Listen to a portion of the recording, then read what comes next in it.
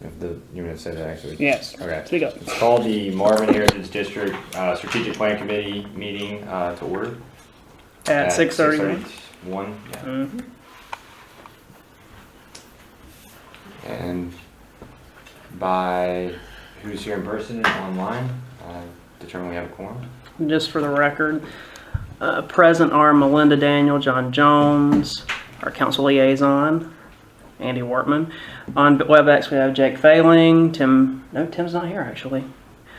We have Michael Lavelle. We are missing Tim Fincher, Will Owens, and TJ Philbrick.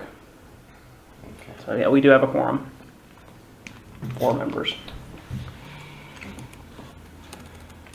All right, can I get a motion to adopt the agenda? So moved. I have a Second. motion and a second. You don't need to You do don't need a second. no seconds You in this don't have committee. anybody to fight with Do tonight. they need Make a to motion. make a motion? In this meeting, right? Don't tell me, John. They do or no? Chaplain just has that for you guys. You know, you got guys doing legal stuff. So we need Oh, yeah. No, you know I wasn't sure. We'll do it, we'll do it. Okay. Oh, they need to vote on adopting the agenda. Yeah. So all in favor of adopting the agenda? I guess either say aye, raise your hand, Aye. show your face. Okay. It's Jake. Aye. Michael raised his hand. Okay. Sephora. I need a motion to adopt the minutes from our 9/9 special meeting, and do we need, I guess, the 10/7 canceled meeting. So moved. All in favor? You stay by saying aye, Aye. or your name, or raise your hand. Michael. Aye. Okay. Getting on Jake. Oh, who's coming? Jake, you're muted if you were trying to say you. Yep, I said it a bit earlier. Aye. This is Jake. Okay. Do you have any public comment? We do have one comment submitted from Tejas Naik from 4017 Flowering Peach Road. Quote, I would like to include the following 2 points as a public comment for the Heritage District Plan. Amplified entertainment that is audible to neighbors, e.g. the Preserve at Marvin community that borders the Heritage District, around the village is not permitted at any time. Microbreweries are also not permitted. I will personally make it a mission to bring a lawsuit for the damage done to the Preserve at Marvin community if nuisance-causing businesses like these are permitted. Such businesses affect the health and safety of residents and property values of folks who border the Heritage Village. The Heritage Village needs to shut down at 9 p.m. We are a sleepy town, not a party town. And that's all I got. We have Tim now. Somebody's pulling them.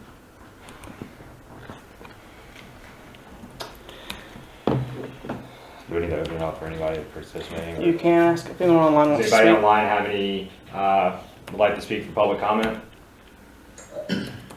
Yes.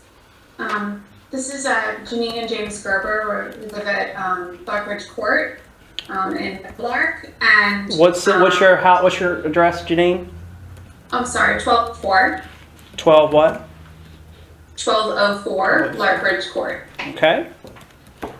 And just kind of echoing somewhat of the last sentiment, but in our own way, we do have concerns about the microbrewery concept, which we've shared since the very beginning. I mean, really, any establishment serving alcohol is something that, of course, we would prefer so close in proximity to our home and our neighbors' homes with children, and the elementary schools are close to could not be granted. But also, this new amplified sound is something of grave concern to us. So we just kind of want to put that out there and ask that the committee take that into consideration, the fact that this is a residential area currently, and, I think that we need to make sure that we're taking into consideration the households more than the commercial when we have to, sacrifice I think it should be in commercial more than the residential should have to make that sacrifice. So I think the ordinance needs to be a little bit earlier than 11 p.m. on weekdays, certainly, and 2 a.m. on weekends.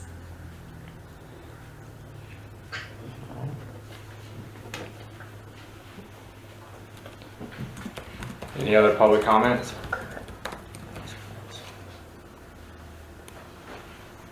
Okay. Good to close the public comment period. Public comment is now closed. Moving on. So we're moving into unfinished business, which is to discuss and consider the recommendation for the Marvin Heritage District form-based code.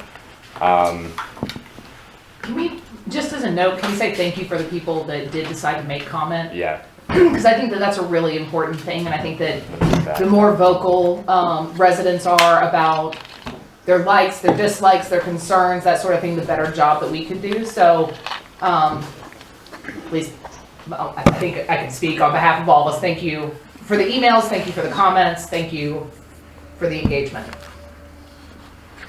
Sorry. Thank you for No, you're- speaking. Yeah, appreciate it. All right. Yeah, I want to second that, and Janine, just in case you don't know, we are the property right smack in the middle of all this, and we are not thrilled with it either. So just wanted to be sure that you knew that there was at least one person on this committee that very much agrees with you. I appreciate that, thank you. And I know that we closed the period, but I just wanted to ask also, kind of echoing this being more of an engaged conversation back and forth.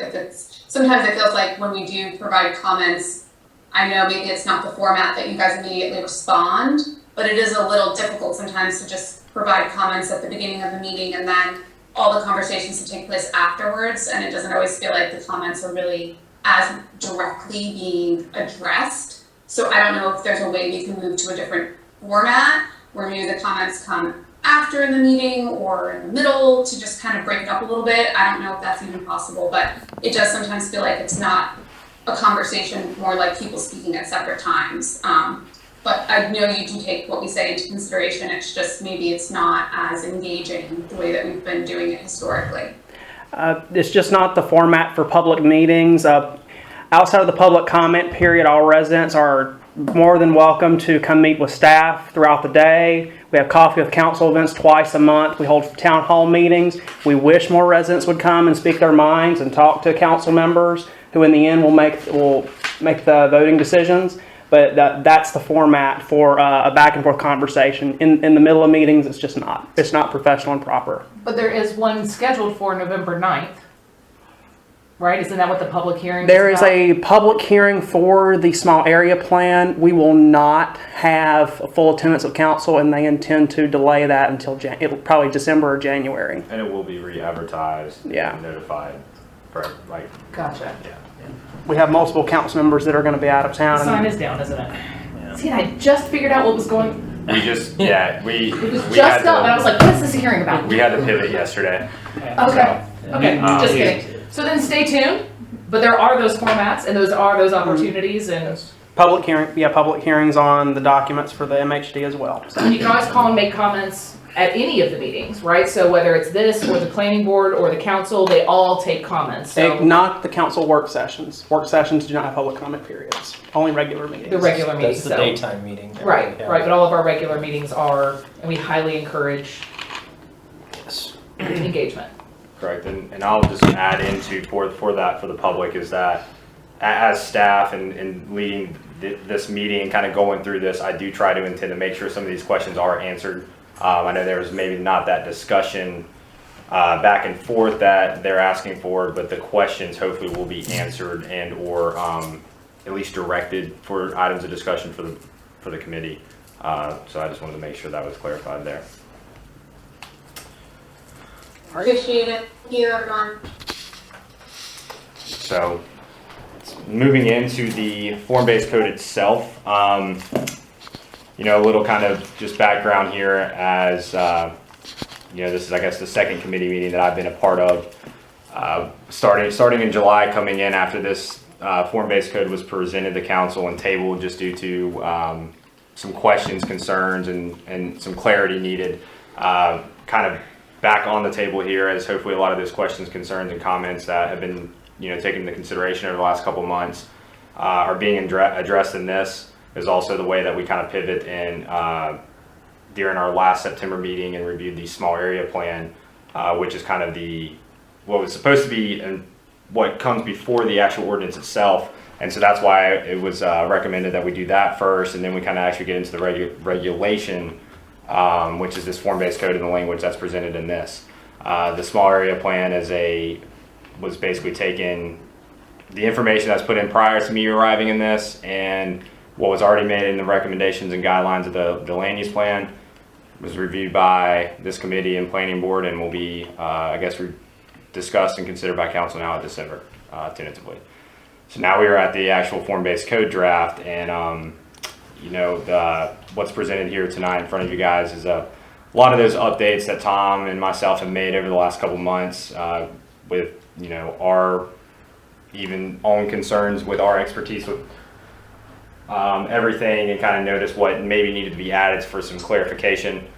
And so, one of the first things I wanted to start with is that the original form-based code was being presented, or the Heritage District itself was being presented as a conventional zoning district, meaning if the property zoned that, which that was the intent to rezone all the property, the village to rezone all these properties, those Marvin Heritage District with those specific subcategories or sub-districts, everything that was presented in the regulations, the by right uses, the special uses, the buffer requirement, all the requirements in there was what those those property owners would then have to follow for any type of development. The way that we kind of pivoted with this, and that the reason we did this is it's now being presented as a conditional zoning district, meaning that the property owner itself has to petition or voluntarily submit an application to be rezoned the Marvin Heritage District, conditional zoning district, and with the classification of those 4 subcategories that's presented in this ordinance. What that allows and pretty much means is that we, the village, are not rezoning all these properties. It's all voluntary by the property owner or an authorized agent of the property owner with signed rent agreement that gives that, if it's a developer, whoever, the authority from the property owner to apply for this rezoning.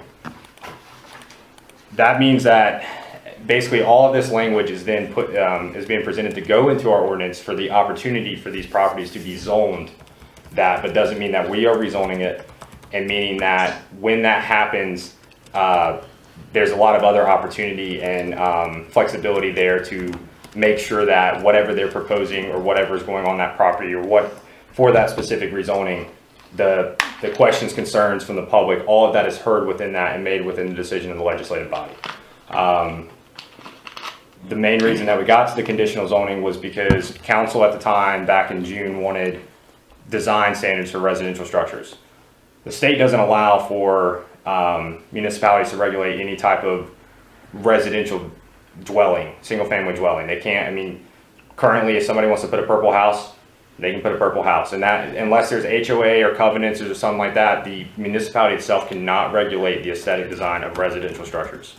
That's strictly in what is in the state law, and there's nothing, and we cannot do anything about that outside of the way we are approaching this, which is a conditional zoning district. With it being conditional and they come and apply, there's a set of negotiations and stuff where, not negotiation, I guess, a development agreement and set of standards that is what's in this ordinance with design standards for residential that the council, this committee, everybody has seen and wants to see in this district. And if they don't meet those standards, then the council can deny that application request and this is strictly for residential. We have that authority for any type of commercial or anything that's non-residential. So that's how it got to a conditional zoning district, and that's why it's, has to be voluntary by the property owner, because they have to agree to agree to those conditions. Is there anything you want to add on that? Sure, thanks. As a reminder, my name's Tom Whitenauer. I'm a planning consultant. I think this is my first committee meeting, so nice to be with you all. I was with Rohit a few months before his departure, and you all did a great job. Rohit did a great job. There was just a few things we needed to change, and that's one of them was the approach. The only thing that I want to add to it because I worked on it recently. There was some old language in the previous draft when it was going to be rezoned by the village that had some pretty powerful regulations about existing structures. We softened that in this, and I'll hit on that. But if someone owns an existing structure and what is eligible to be rezoned for a heritage district, then it's softer language than it had before, where it's really going to be up to the property owner to do what they want until it's rezoned, and they would have to go along with the rezoning. So anyway, we'll cover that part. Other than that, you did a terrific job with the overview. Yep. Is there any questions on the different that's kind of the major change here in what was being presented to you guys back in, I guess, May, June, before it went to planning board and council, and now that's one of the biggest changes in the draft, is that approach and what really, you know, what is the heritage district, as in how does one property maybe be able to do what is set and forth in this draft regulations? Because currently, if this goes through, or however it goes through with whatever recommendations and revisions are made by the committee, planning board staff, and gets eventually to council, the underlying current zoning of residential stays current until the property owner itself comes to apply for this rezoning.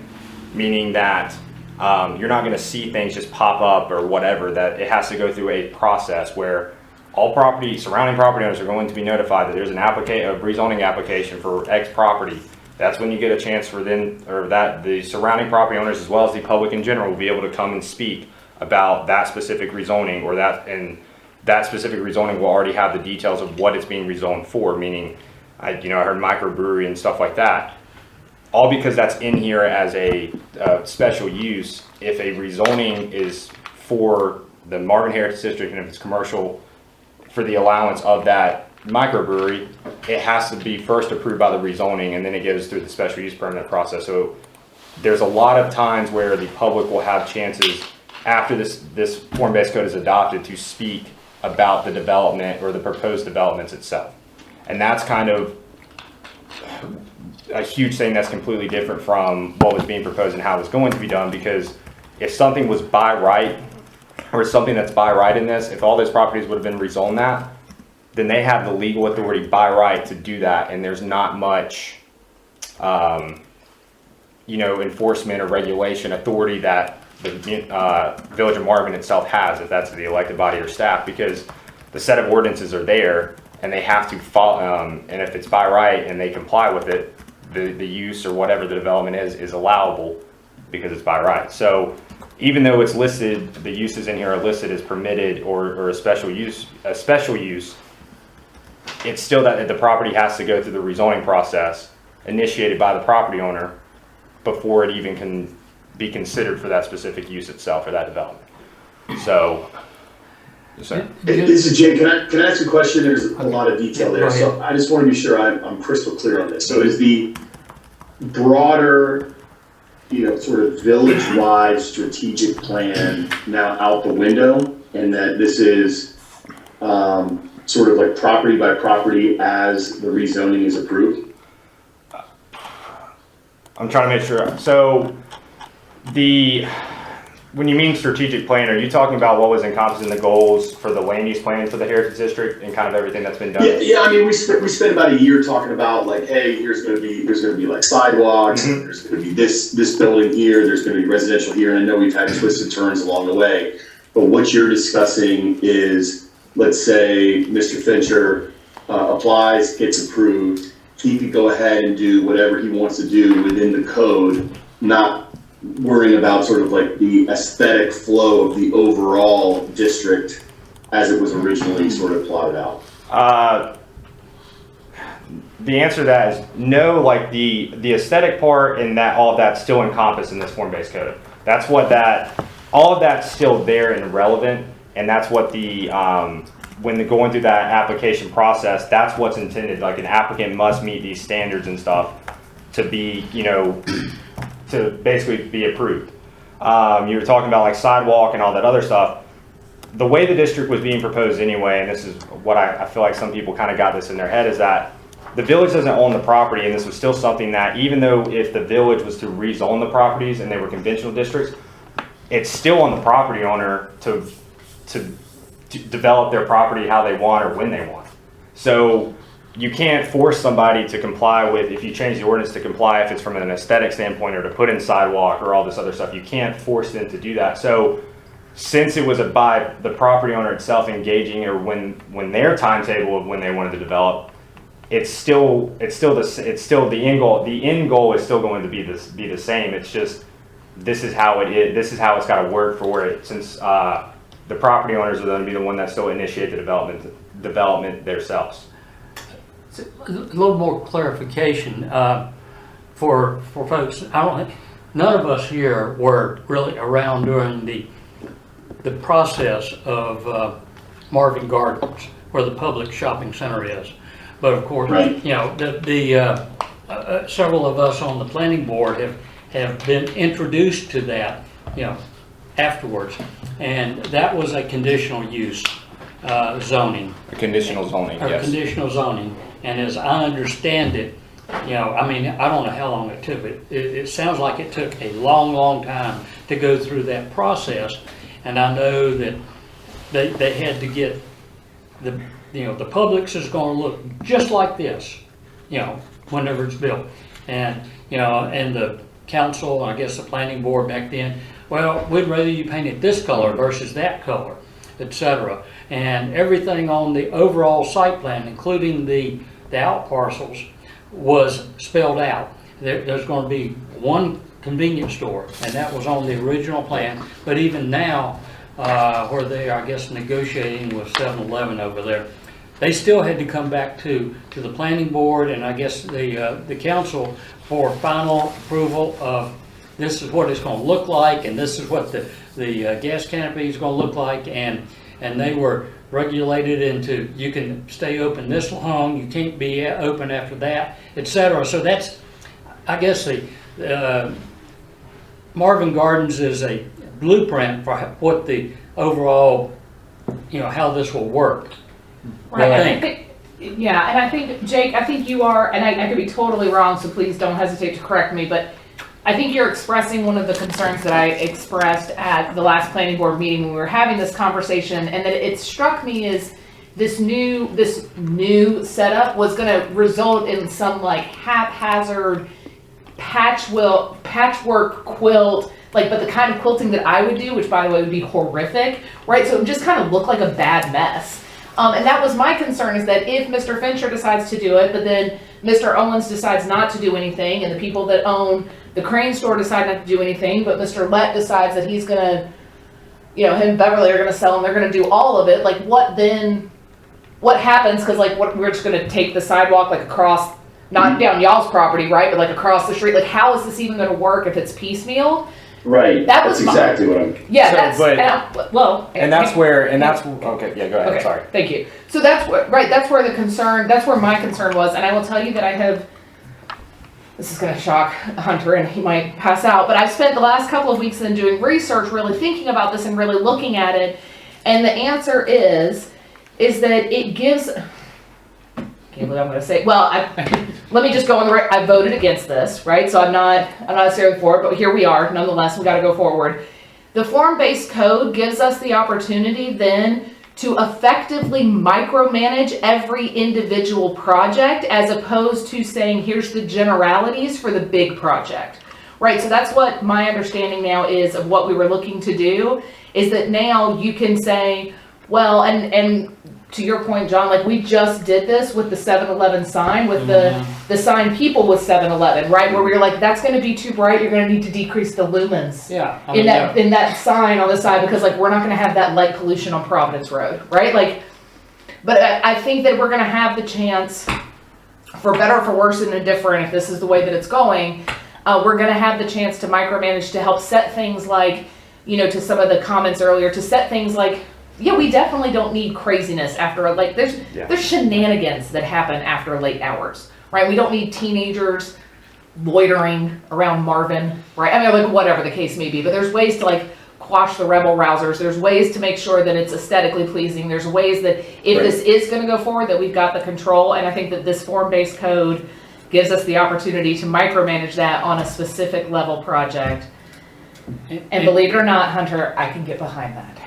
And to follow up, You're welcome. Merry Christmas. to follow up what you just said, you know, and what you said or Jake said is, you know, what happens, you know, the patchwork quilt look. Sure. If it had all been rezoned, you know, as we were headed down that road originally, in one big swoop, you still couldn't force, you know, Mr. Lett and Mr. Owens to do, you know, even though maybe Mr. Fincher did it, you know, you can't make them. We don't have one overall developer who's going to develop everything at once. Right. So it's still going to be, if you want to call it patchwork, as it's being built, but that, as you said, it gives us the opportunity to micromanage so that they all tie together in the end. But I'd also like then to go on the record of, if it's gonna be piecemealed, right, it means that we have to keep engaged citizens on the planning board and on the council, because the intent that we all have sitting here at this desk today may not be the intent of 15 years from now. So, Jake, I know y'all got young kids, I've got young kids here, like, I'm not trying to have them grow up in Waxhaw, right? Like, I'm not trying to have all the traffic, I'm not trying to have all of that.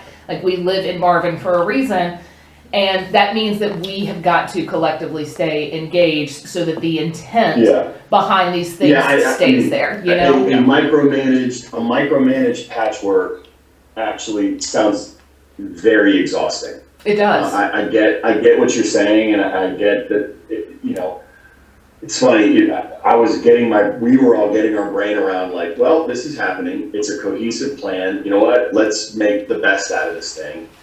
A patchwork, especially one that is micromanaged, is scary to think about. So, yeah, no, I know that's not very helpful to add commentary, but I just want to clarify what we're talking about. I think that, you know, the design standards and the things that are laid out in this form-based code give us us and also the developer, whoever it may be, any of them, you know, you're going to have to come in and present something that looks something like this. Right. It's very specific. Yeah, very That's- specific. You can't to come start in here and with something that's got ultra-modern buildings or something, because, you know, that's a you know, non-starter to begin with, because this is your guideline to start. So yeah, it's kind of every time I was about to answer that, John's jumped in and hit that. Well, you know, it's no, like been you've through a answered, whole bunch of yeah, it, you've answered it perfectly, because even though it's a quote micromanage of these projects, that's why the small area plan was presented, because it's another thing that gets incorporated as something that whatever happens has to be consistent with. That's why the form-based code is still pretty much what was similar to what you guys saw prior with the design standards and all of that, because that's what we're enforcing and recommending. That's what we want to see here. So, you know, all of that is going to get us that long range, or the long term, however long it takes of this district. The other part of that I know you were mentioning sidewalk. There's other things in place that, even though it's in this form-based code, or what was, you know, maybe being thought of how it's going to pan out, that even though it's in here that the developer is going to put in sidewalk or do X, Y, and Z, some of that is going to be put in by the village, and maybe then as the development happens, we'll be receiving fee in lieu, because we received a grant for the sidewalk. Like some of this stuff is already going to happen, but it's just in here because one could happen quicker than the other, and it's going to save money one way or another, save money on the village one way or another. Or we'll receive money from the developer in fee in lieu that we can use in other areas of this district to build out what else is in here, if it's streetscape, if it's the water and sewer, the lighting, all of that. So that was the big, you know, when I came on and then read this, and especially started hearing what everybody thought was going to happen, I'm like, we don't control the land. We can't make property owners do this. We can't do,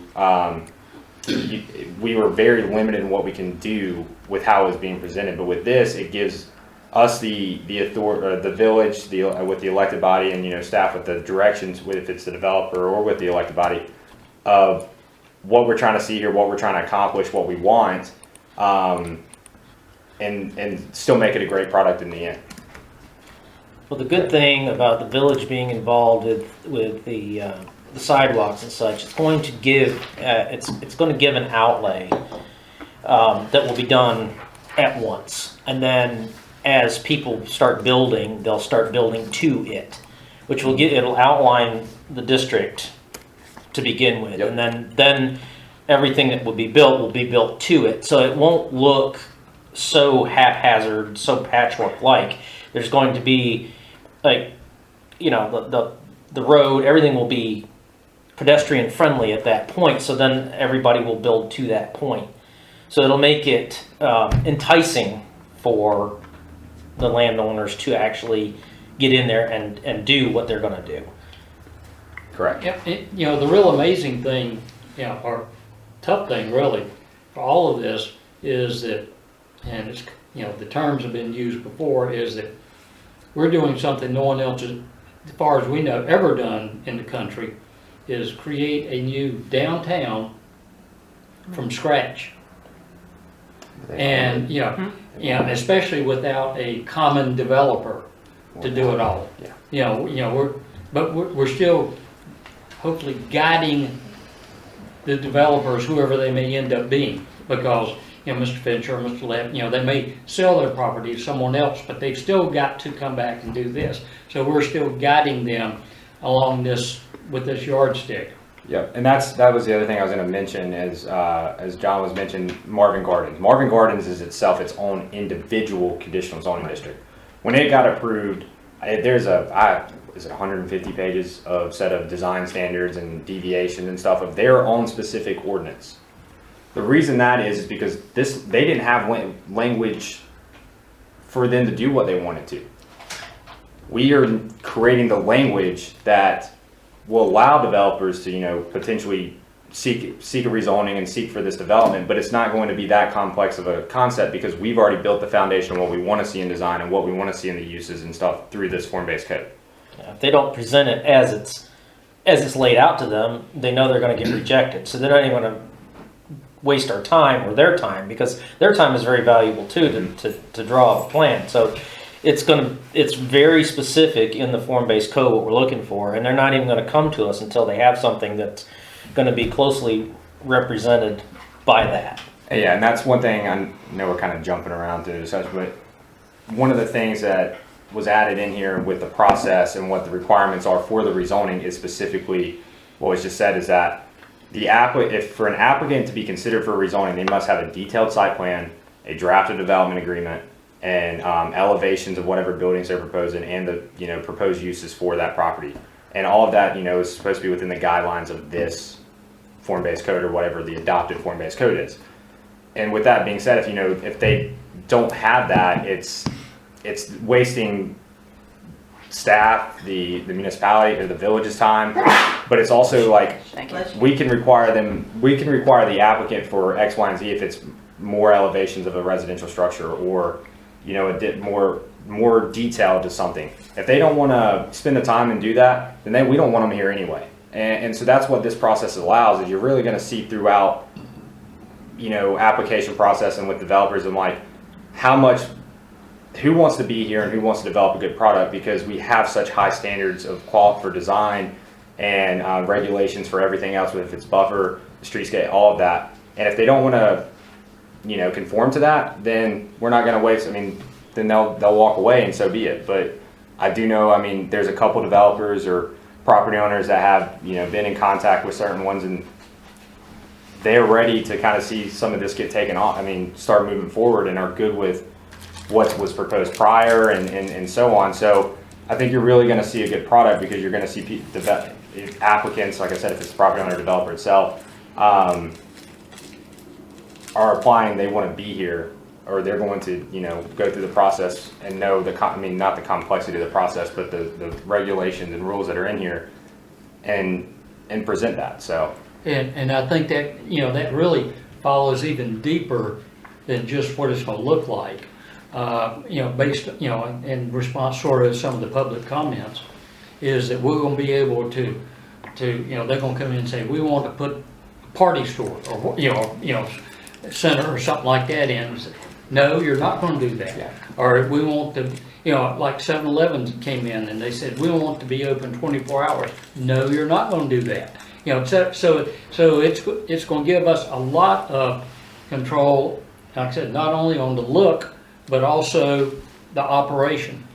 Yeah, and I want to add on to that because I know microbreweries and the sound amplification and stuff, like what's being presented in this ordinance. If it's on a certain property, I know like the one comment about being around the preserve. Yeah, I completely sympathize with their concerns and the proximity to that or the sound thing. We can, even though it's in our ordinance of that, we can, with it being conditional zoning, we can enforce stricter or request stricter conditions if it's closing earlier or not having that or whatever.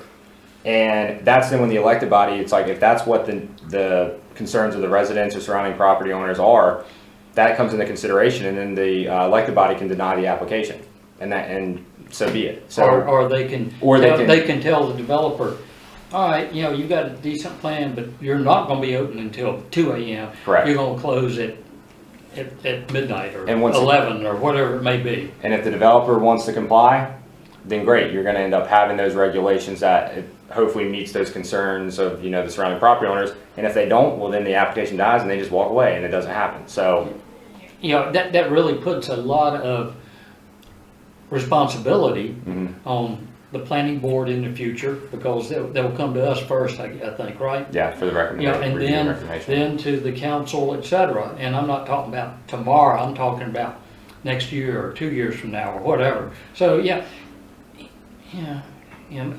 can say it puts someone's got to put a lot of trust in us, but it's also, we report to the public. So hopefully it will work out in the end in that respect. That's much better than just giving them carte blanche. You can do anything within these limits.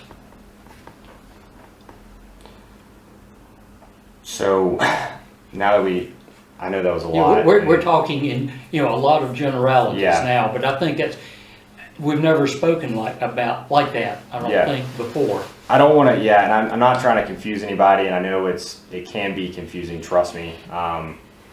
My head spins at points, it's spinning right now just through, anyways. With that being said, it's like what's being presented is what has always been seen with basically additional information or regulations. I'll probably let Tom get into some of this, but I guess, is there any questions about the conditional zoning aspect of this in general by any of the other committee members? Crickets. Yeah. With that, if there are, feel free to reach out to me, and I'd be happy to answer those. With that being said, so a lot of the changes that were made were, we didn't change anything on the permitted uses that this committee and planning board, and I don't even know if the council vote on the permitted uses, or at least give a consensus of them. I think we just gave a consensus. They gave a consensus and then they posted to the public, and the public gave feedback for weeks, and then it just went back to the process again. Okay. It has not been formally approved because it's going to be in the form-based correct. code. So none of that, all of that's pretty much the same. I mean, those permitted uses or expressly prohibited uses and special uses are. I think I might have made two or three suggested edits I'll mention. Okay. And I think most of those were more clarification, as I recall reading through it today, than they were adds or deletes kind of thing, weren't they? Yes. Yeah. And that's one thing, that's one thing I wanted this committee, it was those uses, because I know that's kind of a major chunk of this, is like, what is this district going to be? What is it going to consist of? And, the previous draft had the special uses, but then no special requirements, or it might have had a use and it wasn't clearly defined. And, my definition of a gourmet grocery store could be completely different than Austin. So it's like what we've added into this is specific clarification on what that means and what that is. And so Definitions. yeah, because it needed definitions and needed special requirements for those special uses, because legally you can't just impose whatever through a special use permit, you can't just enforce whatever conditions you want. Now, I'm not trying to get confusing, but you can, You have to have a definition to make sure you're enforcing in a consistent manner. correct. So that's what a lot of this was added. I'll let you kind of maybe start going through some of the highlighted major changes. Okay. And this discussion you've had up till now shows that you are starting to master and understand this. That's as important as the nuts and bolts within here. You should be at the point, all the committee members, planning board and village council, where you have a full grasp that there's a plan. You understand how it's to be followed and the reason for putting in this extra work in what is essentially the front living room of your village. So that until we got it in this format, it was, even to me, a lot of numbers and planning words and dimensions and percentages that there's no way we can put all that together unless you kind of see it page by page and with these images and charts and talk through it really. These are design and development standards. So another thing you'll see in here is if it said may or should, those were changed to must and shall. We want very firm standards. And so that's another thing you'll see. The planning board, after it left this committee, had some changes. So both those changes are highlighted in yellow. Whatever Hunter and I saw the need to change, they're also in yellow. We have a handout that I'll go through that's 5 pages. It has some blue highlights. Those are recent. You haven't seen those yet. But we didn't want to give you a clean copy without underline and strike out and hope you found what the changes were. We want to keep you informed, throughout. I'll highlight the big points. But you guys, you have invested 9 months or more in the content of it. You saw it before, but there was no way we were going to send it up the ladder when we needed to come back to the committee. Let's see. Okay, so I may skip a few pages, but before I start speaking, I'll just mention the page number I'm on. So page 1, that's the most important thing that's highlighted, is we are emphasizing that property owners have voluntarily applied for this conditional zoning. We put that several places throughout this code, including under maps, and we'll have it on websites and handouts and everything. We want to be partners with the investors and property owners and not the heavy-handed regulators. We want to help facilitate this plan, not mandate it until property owners in the market's ready. Applicability on page 2. Again, same statement. This is only applicable to properties that have voluntarily applied for conditional zoning. Hunter kept asking why do we have a separate, on page 3, a separate zoning district for the existing buildings. There's 2. They're extremely important, but there might be another way to handle those instead of a district for those 2 important houses.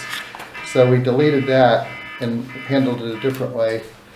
Okay. Yeah, and I want to add, so those 2 properties that were existing are on the proposed future land use map in that small area plan as mixed use.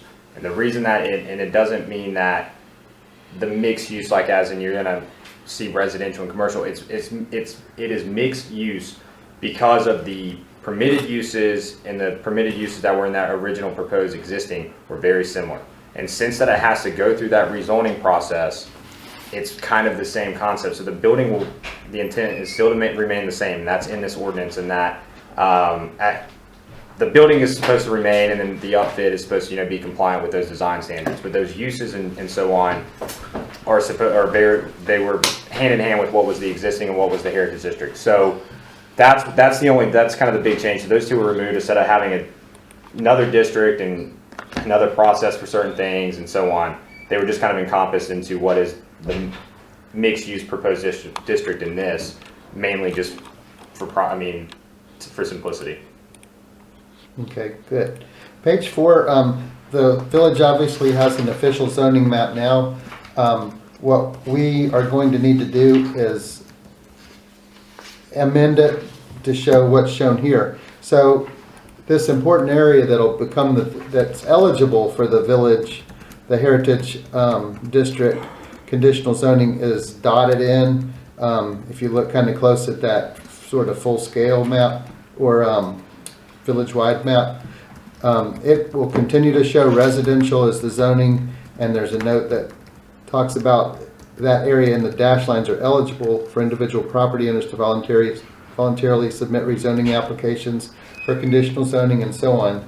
And then there's an enlargement of it too. And that R stands, of course, for residential. That's what it is now. Now the months and years as people start to come in to apply for rezoning to one of the 4 heritage districts, those colors will start to fill in. And then you'll start to see some purple or blue or red in there. But until that happens, it'll show up like this. And this amendment table at the top, that's just once this is adopted, once this map is adopted, it just mentions in here that we added the HD eligible area. That's the only change we'll make. And that doesn't mean we really have to send out letters to people in that zone or around it. It's just an area that, if, as we already covered, it's eligible. The next map on page 5 is a little enlargement of that. And then page 6 is the same map you've been seeing with the land uses, except for what Hunter just went through on those 2 houses. Those are mixed use here. And then there's a parking lot that I think the church owns that was kind of the connection between one of the houses and between Mr. Owens and Finster's property. And that was just, it was identified as civic, and it is owned by the church, but once again, kind of for the consistency, is like, really the intent there is the potential could be used as a parking lot for one thing or another. If the church wants to, lease it or however. So, just because once again, when you get into the uses and the other things that, specifically in the civic, that property kind of flows better with it being on that side of the road and so on. I mean, it's going to remain the church's parking lot and so on, but it kind of opens that opportunity to maybe be tied into a potential development one way or another. Okay, thanks. Any questions so far? I'll pick up speed. This first couple of pages just had maps and takes a little more time. Okay, the table of uses. One thing, we just simply put the uses in alphabetical order. There were 3 areas that I thought needed some attention. Churches or house of worship had S's for special use in a couple of districts, and I changed those to P's. Let's see if you on the next page. Yeah, it's on page 9. Yeah, that confused me. Okay, yeah, it should be one continuous table, but for some reason it broke into 2. Okay, so on page 9, churches used to Religious institutions, UNA. yeah, These went from special to permitted, and basically, from a legal standpoint, you can't really deny a church. And so we just put them permitted in every district, because you can't deny the right. I mean, if somebody wants to classify as a use as a church, then it just opens up any municipality for a lawsuit if they're denied the right for somebody to try to have a house of worship. So that's why that's just kind of permitted. That was one of the changes that Tom was mentioning there. okay, thank you. The other one, when I looked for some examples or came up with my own of what would we write to we have to write some standards. If it's a special use that's going to go before the Board of Adjustment, they're going to need some criteria to review those. You can't just say requires a special use and you get in front of an appointed board and they just make up things to review. It's got to be specific reasons of substance, and if they meet all those, the Board of Adjustment has to approve them. They can't start varying and adding things. So when it came to music lessons and sales, and drop off only post office and pharmacy, those seem like pretty innocuous or sort of safe uses. I couldn't think what would be of concern to write standards to. So I changed those from S's to P's in the zoning districts where you had S's. Everything else I left the same. I might have changed the term the name we had given something, when I saw a better name for it, but that was it. Why would a gourmet grocery store not be allowed in commercial only? Oh, because of the size of those areas. Yeah, it kind of gets in that whole thing. I mean, Got it, okay. Once I said it out loud, that made more sense, but because the size, well, but what if it was small enough? well, and that's where some of this flexibility kind of comes in, is because in a way, it's, even though, okay, for that map, if one of those commercial properties wants to seek a rezoning for the Heritage District, and they can seek it for the mixed use, even though it's identified as commercial, it just wouldn't be consistent. And like, we would have all that information during the rezoning, and that's a decision then planning board will discuss and make in their recommendation and so on. But I mean, that's kind of your point overall. It's like kind of what we discussed in the planning board meeting, is that this district as a whole is kind of a mixed use or district, and it's kind of should be like one color. But those sub districts is what it was way before I got here, and what was kind of established and what everybody was used to seeing. So that's kind of why it was left that way in that future land use map and all of that. I mean, really the district itself is still, it's a mixed use district, and what I mean by that, it's mixing in commercial or light commercial, civic, and residential uses all within an area. So Maybe to answer your, because you have gourmet grocery store, you also have specialty food market, which is a permitted use in commercial only. Right, well, So, once I said it, I realized it was because of the size of the commercial only. because the intent, it's like if you look at the larger tribe mixed use, like I said, outside of those two smaller ones, that's kind of that's where that is most likely you would see one, and not one of the smaller commercial properties. Gotcha. Okay. Page 12, table of prohibited uses. That's where I just rename things to more conventional terms. And I have this green note at the bottom. Sorry it showed up so dark. It just means that we're going to do a really big table for the whole Zoning village, the whole zoning ordinance, and integrate what you wanted into that. It's a safer way to do that than, it'll have a whole lot of uses you definitely don't want in the Heritage District or even in the village. But if we don't list it and then use a key to say it's prohibited, people can say, well, you have to pick the next closest thing. Correct. And yeah. that can cause staff to make decisions they don't want to make, but it's the way we need to. Once again, the number 28 there, where it says no other uses shall be permitted unless expressly permitted herein, can open us up. If somebody comes with something that's maybe not clearly defined or clearly outstated, but Or something that's not even been invented yet. Yeah. As Tom was mentioning, is the way that it used to be is that basically if it was admitted, it was not permitted. Now the state's kind of changed their approach, and even in the 160D language is that no, now you have to, if it's not specifically listed or defined, and if it's either permitted, prohibited, whatever, then it has to find maybe what the next closest thing is. Now it could still be prohibited if that next closest thing is prohibited, but it does open that opportunity if something could be permitted and that wasn't the intent. So the more you can put on there, the better. And what that means is doesn't mean that we're permitting any of those uses. It just means that we are saying they are prohibited in this district or any of our zoning districts. So we're doing a table for the whole zone for Village of Marvin in general to take all our permitted uses from our residential, our zoning districts in general, and then encompass this and to. How long is that book going to be? It's 11 by 17, about 10 pages, double-sided. But it's better to be safe than sorry. Yeah. So what happens down the road if there is something that has not been invented yet that we don't want in this district that doesn't fit into those designated criteria?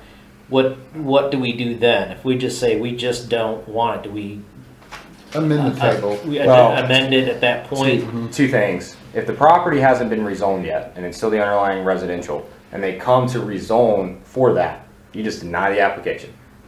You don't have to give a reason why. That's why this is being done that way.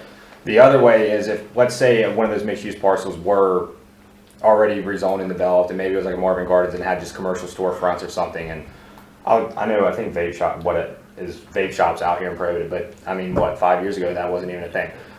So I'm going to use that as an example. Is that if vape shop wasn't defined and that kind of went in there, it's like you have to just maybe stay on top of it and then try to, yeah, you would either just amend your ordinance in general to go ahead and expressly prohibit those. And so, I mean, it's kind of the same thing with the small cell towers. I mean, that's kind of going on. It's like zoning ordinances and everything in general are always supposed to be updated, you know, Regularly. ongoing, because there's so much that changes, either if it's case law from the state, if it's new things coming out. And so, so that's where, you know, we kind of make those amendments on the fly. I mean, this document's not supposed to just get potentially approved and then sit there for and be a guide for those applications. It's always going to kind of be reviewed and amended as needed. I suppose you wouldn't have a job if that was set in concrete Yeah. the first. Exactly. That was it, right? So, Just have a clerk from now on. Okay, 13, page 13, special uses, that's where we have added criteria for the dozen or so things on the special use that require some Well, review. you know, I'll let you finish your thought, and then I've got a couple questions or comments. Okay. Microbrewery was one that made the list on either, well, on the This is special special. use. And so this is the first time amplified equipment has appeared anywhere for anybody to see.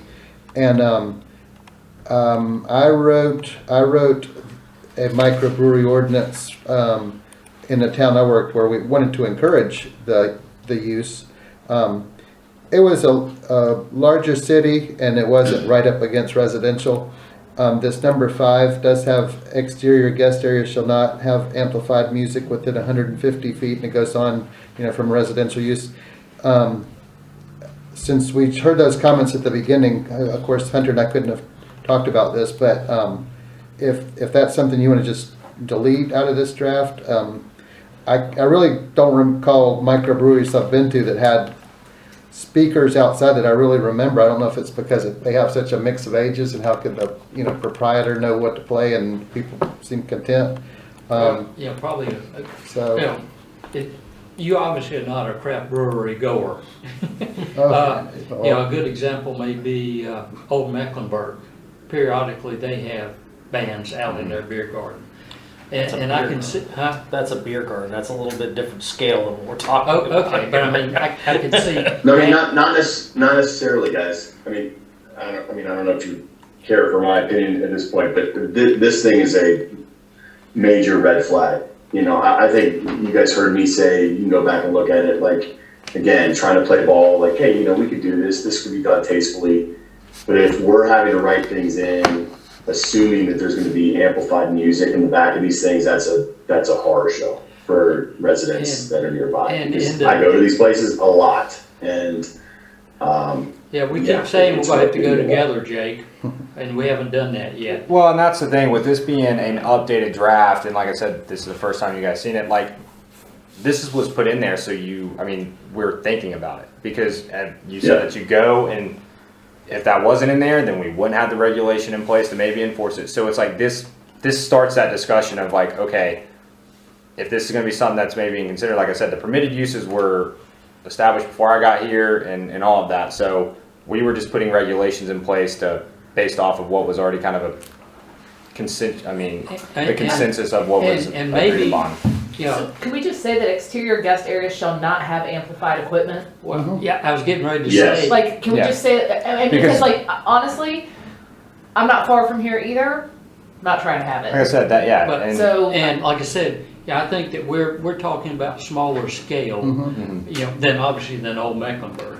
And so if you're talking about that small scale, what's the need for amplified music?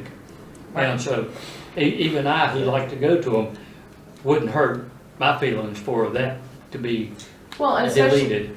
especially because and again, not my personal take on this, not my personal belief on this, but based on conversations I've had with people at council and with other people on the planning board, the goal is for us to have places for community members to gather and for us to all be neighborly. I can't do that if the music's loud. Yeah. So shut it down, and I say, my personal vote is exterior guest areas shall not have amplified equipment. What happens if we coffee shop? What happens if we have a coffee shop and there's a guy playing a guitar outside? That's amplified music. well, this is You specifically can go for We're not acoustic. the guy Yeah, playing but- guitar at a coffee shop. You But can play this- acoustic. Well, I was gonna say though, what you're recommending, and the difference is that these that regulation for that amplified sound is specifically for the use of a microbrewery. And I think it's also mentioned with the bar or the restaurant that includes alcohol sales or something.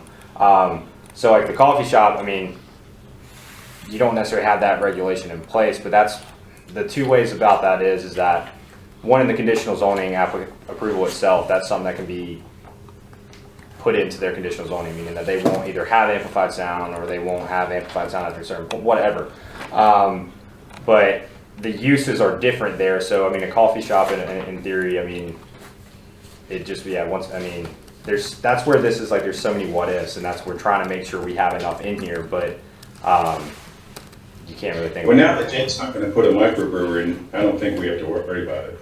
Right, Jake? Just for the record, Will is That's going to probably the need. most excited I am about this whole thing. Well, the other thing is As some keeping unavoidable business. I apologize. keeping It's okay. the times, you know, that these establishments can stay open. Because right now, after 9 p.m., you can't have anything loud anyway. And Yeah. quite frankly, Is it 9? any of us, Is it 9 p.m. or yes, 10? same as the No, county. 10 p.m. No, because if you live next to this thing and you've got a kid, right? Like, Right. you want to come mess with nap time? I'm gonna have to come over. Like, we're gonna have a whole situation. Well, Like, I mean, because like we're a family community. but here's the thing. Okay, so the Now, Andy, noise hang on. You ordinance. said 9 p.m.? Yes. I thought, I was told by Kim it was 10 p.m. I want to I'm clarify. pretty sure it's 9 because we follow the same ordinance as the county, which I believe is 9 p.m. is the late hour for loud stuff. And quite frankly, you could have a Okay. neighbor next to you that can be running a jackhammer at noon and wake up your kid, or Oh yeah, and I've had that I mean, conversation and with Bill, and it's fine. it's kind of, but that's the kind of the thing. It's like if it's But it's different to deal with it as a neighbor, Correct. right? Yeah. Than it is to deal with it with a business where I go over to have a conversation with John, right? The proprietor, and I'm like, hey, John, you're jackhammer at noons, jacking up with my kid. John's likely to be like, so do you want to pay my rent or whatever? Whereas my neighbor Bill's like, nah, it's cool. Like, you need 45 minutes? Like, what, right? Because like we have that relationship, but it's different if I'm a business owner and I'm trying to run my business. Because that person may not live there. That person may not have to see me at the coffee shop. That person may not, you know what I mean? Like, that's going to be a very different experience. I mean, I'm just throwing it out there that the way the noise ordinance is now, as a matter of fact, the road traffic is probably louder than anything that would be during the day in any of these establishments, just because of the sheer traffic. But we're going to slow that down, right? So that people Yes. can walk. Right, and that's It's like nobody's walking until right. it's like none of this is relevant until we get rid of that traffic noise. Right. So that's what I'm saying. So there's can be some good things coming out of this if we can get this traffic slowed down and we don't have all this traffic noise. Because I know that I can stand in my front yard and try to have a conversation and can't have a conversation over the traffic. And I have the same traffic as we have It's here. because so, you are just like me. You live on a very busy road. yes, and it's the same as it's the same road as this though. Right, pretty yeah. much the same traffic flow. So, but that's what I'm getting at is like the daytime traffic noise itself is probably as loud Right. as anything that may happen in this district at this point. So Sure. And I just we're going in a positive direction. always go on erring on the side of the community members and of the neighbors and of people's backyards and that sort of thing over the business. Because first and foremost, Marvin isn't commercial, right? Like that's not what we are. And so you lose some business if the guy can't play his guitar outside, if, you know, I don't want to brag, my 3-year-old screams really loud. We think there's a really good chance he could be a rock star. Like, if he can keep this pitch, it's going to be amazing. If he can't work in town and has to go uptown, it'll be okay. Yeah. Right? Like, it's going to be it's going to be fine. The thing I want to mention there too is like the noise. We have, as Andy mentioned, we have adopted the county standards in that I think the initial window is from 9 to 9. I think that is, it's 6 a.m. Well, it depends on, there's special exemptions, meaning there's like 12 of them, one being construction. If you have a building permit, it's like 7. So there's certain things that outline like you can't have this loud of sound, and that's throughout the sound gets lower at night, but even throughout the day, legally what that ordinance states, like it's not supposed to be a sound louder than, I don't know the number, Whatever the decibel is. but meaning that your neighbor is not supposed to be blaring music throughout the day because that's what the ordinance states. Like that, they don't have that. I mean, they can try, but you know they're in violation of that ordinance. So there's special regulations are in place, and like I said, it depends on what it is, depending on the time and the number that it can exceed to and stuff. So all of that, the reason I mentioned that, because all of that still applies to everything that's in this ordinance. Well, I have a suggestion. So that on page 13 that we were talking about before and came to some conclusion, number 5, where we end the sentence, well, let me just read what it would be reduced down to. Exterior guest areas shall not have amplified equipment. We could just apply that to the whole heritage district. Yeah. The problem is when you let them have it, and then you start telling them there's regulations, and they're going to start coming over to monitor it, and it's like when I'm at a engineered intersection or something, and there's some road rage. It's not particularly me, the driver, the other driver. So the way it's designed is set up to create tension between two drivers that need to go to the same place. So if you say you can have amplified equipment, but then it's exceeded occasionally by somebody, not paying attention, makes the residents mad. But what it ends up doing, this is the current condition in a particular place I know of, the neighbors complain so badly, to their credit, they needed to, that the business closed, and now they can't resell it to operate it again because there's such a history of complaints. So it's almost $1 million property sitting there. I don't know if anyone's ever going to occupy it, because they know as soon as they do, the neighbors have a hotline to the police department that enforces it. And that's, sort of the word on the street. Don't buy it because the neighbors have caused a problem. So why sort of engineer a problem or plan a problem that you don't need to from the start? So I suggest just say exterior guest areas shall not have amplified equipment. Then they're not out there to start to adjust it, louder or quieter. And then just try it for a few years, see how it goes. Then you'll know where the buildings sit. You'll know what the vegetation is between the residences that might otherwise hear it. And then after some point, you can have a few, experiments to see if it works or not. That could be a My question here is, I guess my question here is are we all trying to sit around here and try to make it so we don't attract businesses? I mean, we want to make ourselves so restrictive that nobody's gonna, is that what we're after? Or are we trying, if this village district, if we really want this village district, but we make it so restrictive that everybody looks at it and says, well, why would I do that? It seems like we're moving towards, let's make it really restrictive and almost impossible, no business will come here. Michael, do you feel like that's based on the fact that we don't want music outside that we can hear from our houses? No, I think everything's just restrictive. I think that's all we're discussing. Right. That's what we're discussing. We're discussing, well, we can do this and that, everything we're doing seems restrictive. Is that our intent? Yeah, that's what the form-based code does, is that it restricts the things that can and can't go in there. That's this whole thing, and then it's other people's decision, it's the developer, it's the landowner's decision then to come forward and say like, okay, but what I would like to do is have a spa in this house, and this is how I'm gonna do it, and this is what it looks like. It's not gonna be loud, it's not gonna bother the neighbors. I'm not gonna have 48 unpaved parking spots that are gonna track dirt out onto the road, and we're not gonna make left-hand turns. What do you feel about that? Sounds great, let's all sign up and get a massage. I think that if we're gonna do this, right, and we're gonna change, it absolutely should be restrictive. Yeah. Yeah, I think you guys know my position on this. Then we're doing a good job, because I think we are very restrictive. So if that's our intent, I think we're doing a bang up job here. I'll just, want to kind of add here is that this is a tough thing to do, because you can't always foresee everything, or you can't play every scenario in your head. And that's what we're trying to get a good mix of hey, we know that this could be a potential, and so that's why some of this is, you don't want it to be too vague where it is what it is, but you want to have some type of restrictions and guidelines in there. And I do see, Mr. Lavelle's concerns of being too restrictive. You're basically saying, hey, why are we even doing this if we're, being so restrictive? And so that's what this is. That's some of the updates we made, is that this was some of our recommendations, and hopefully try finding that that right mix. I mean, but But at a certain point too, like if it's not our job to guarantee that this works for anybody. It's our job to say, this is what the community wants. This is what we, as citizens, this is what we want it to look like.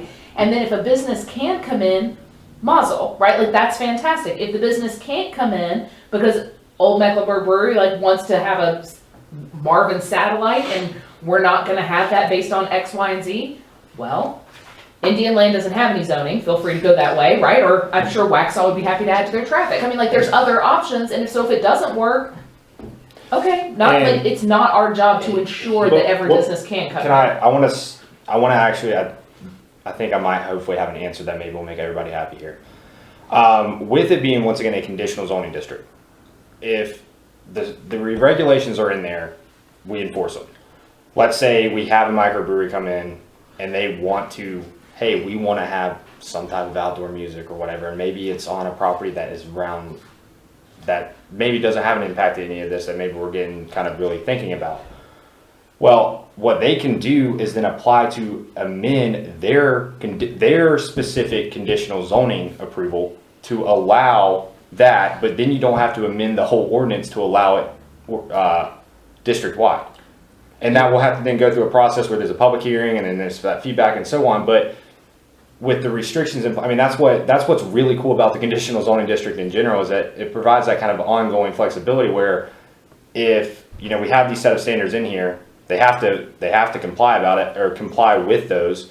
But, if there's something that we didn't think about, there's always that chance for either flexibility on specific property or, then you implement it ordinance wide. So I don't know if that may be just like the 7-Eleven signage. Yeah. They came back and says, we need to do this with the signage. Yeah. Yeah, I don't think it's our job. I mean, I just don't think it's our job to set up a business to fail. Do we want a lot of vacant places up there? I mean, if we're gonna do this, if we want this, we want the businesses to succeed. We don't want them to come in and fail, and then we have all these empty storefronts or all these buildings that are empty. And then what? Then what are you left with? Hey, we're successful. All the businesses are closed. They couldn't follow our restrictions. Congratulations to us. Well, I don't think that we're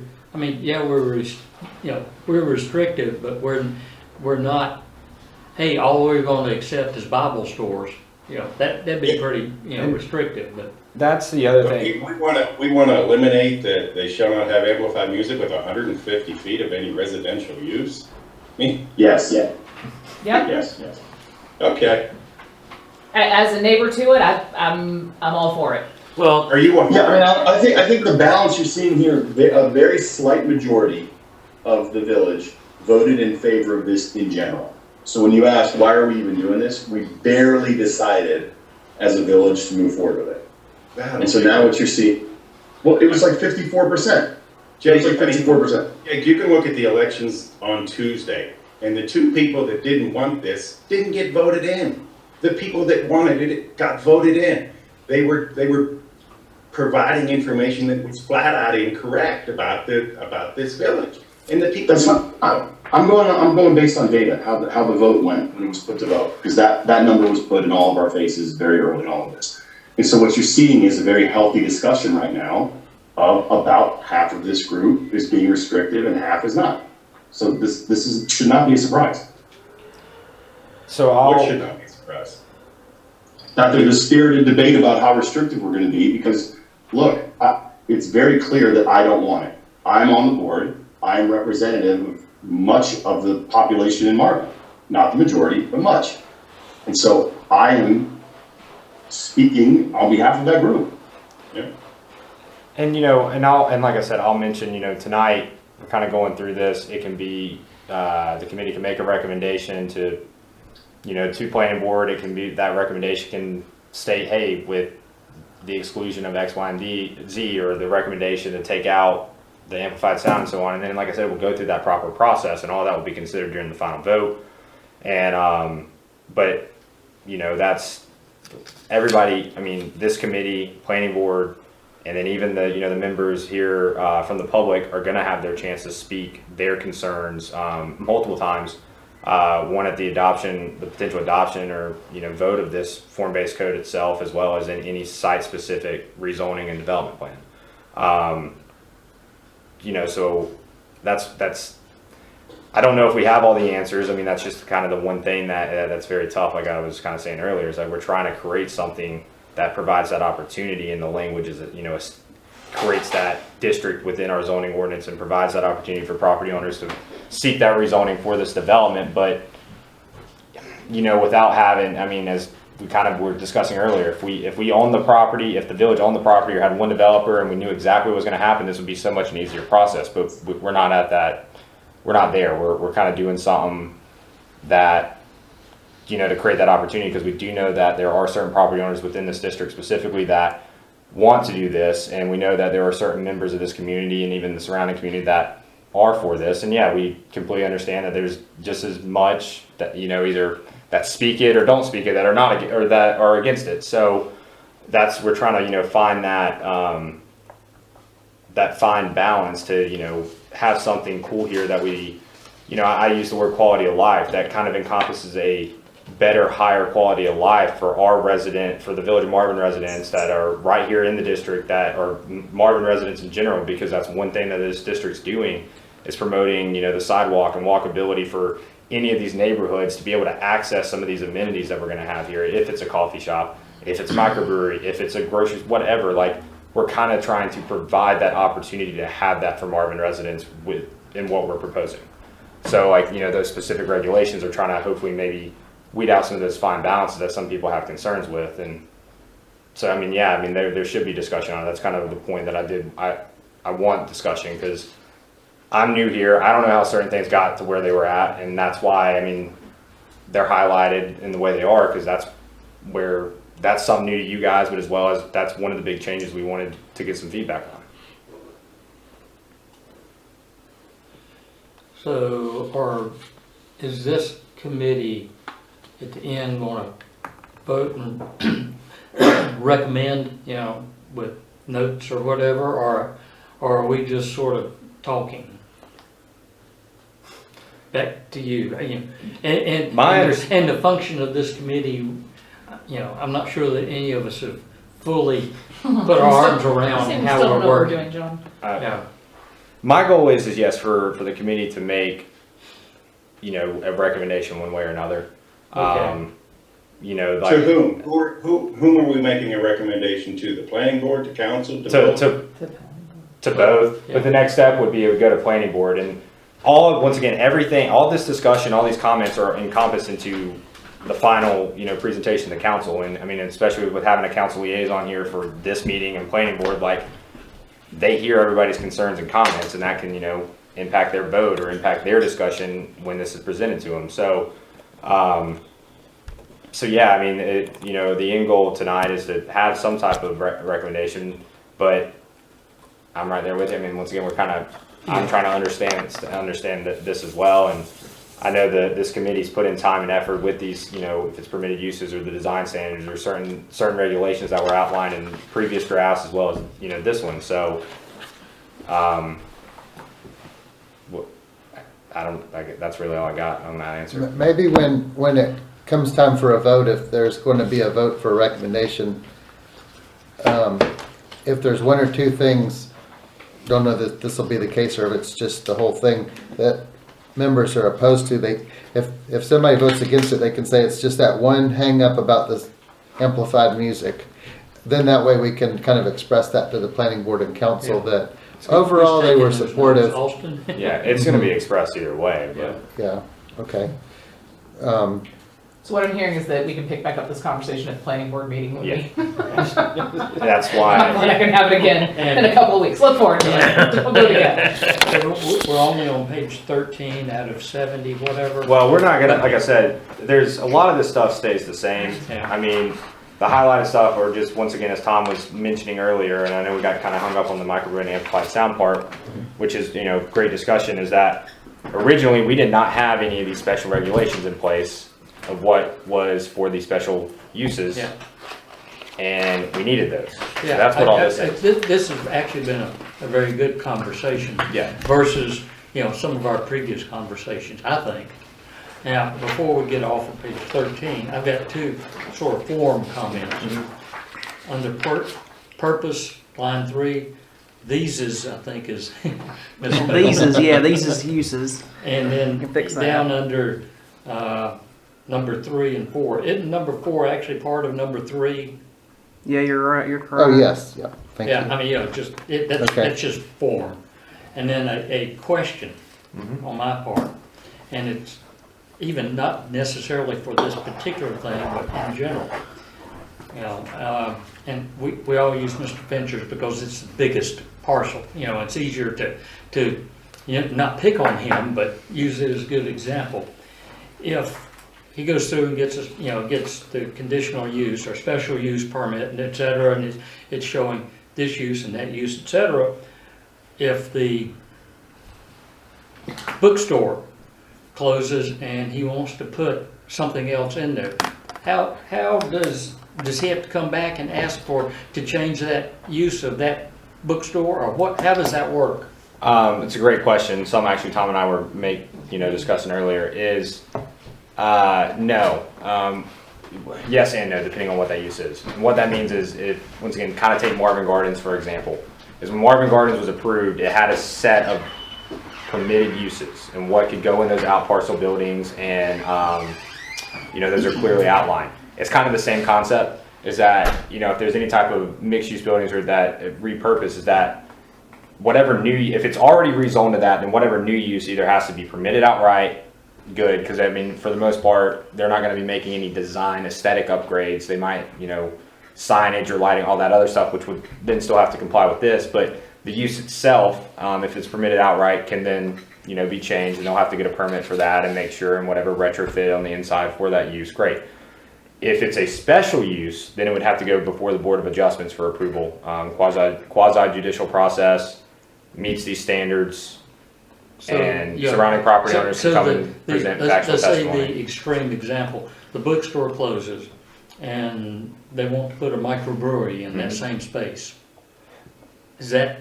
You'll have, yeah, so it will then have to be, so they'll apply for a special use permit, which would be the special use to allow for microbrewery at that location. It would then be go to the Board of Adjustments, and all surrounding property owners be properly notified, be a public hearing. I mean, it's a public hearing, but really the property owners within 100, 150 feet are the ones that are kind of allowed to speak, and it's got to be factual and so on. And then the Board of Adjustments then, sees if whatever whatever the applicant is proposing is, in the guidelines of this those special requirements. And so it's not carte blanche once it's built, kind correct. Of thing. That's what I thought, but I just wanted a clarification there. Yeah, Tom and I kind of had that discussion earlier because and I won't go down the rabbit hole with the whole cell tower thing because Oh Lord. Anyway. So, is there anything you want to hit on in some of these special requirements? The special, yes, did you? Well, I was just gonna say, page 16 with the restaurants is Yep. the same Yep. Same for issue. 3, 4, specifically 5. I was gonna bring this up regardless, that I felt like music until 2 a.m. regardless, if we have residents or anybody that's concerned about, I mean, I'm just saying, if you're out at 2, I'm sorry, I'm just gonna judge, if you're out at 2 a.m., right, at a restaurant that serves alcohol, since this is what this is under, 2 a.m., right, like, we don't also need music, etc. I mean, I'm a curmudgeon. Yeah, Tom. But I'd say 2 a.m. when I read that through that the first time, I was like, I'd circle that. What the- Tom and I discussed this earlier.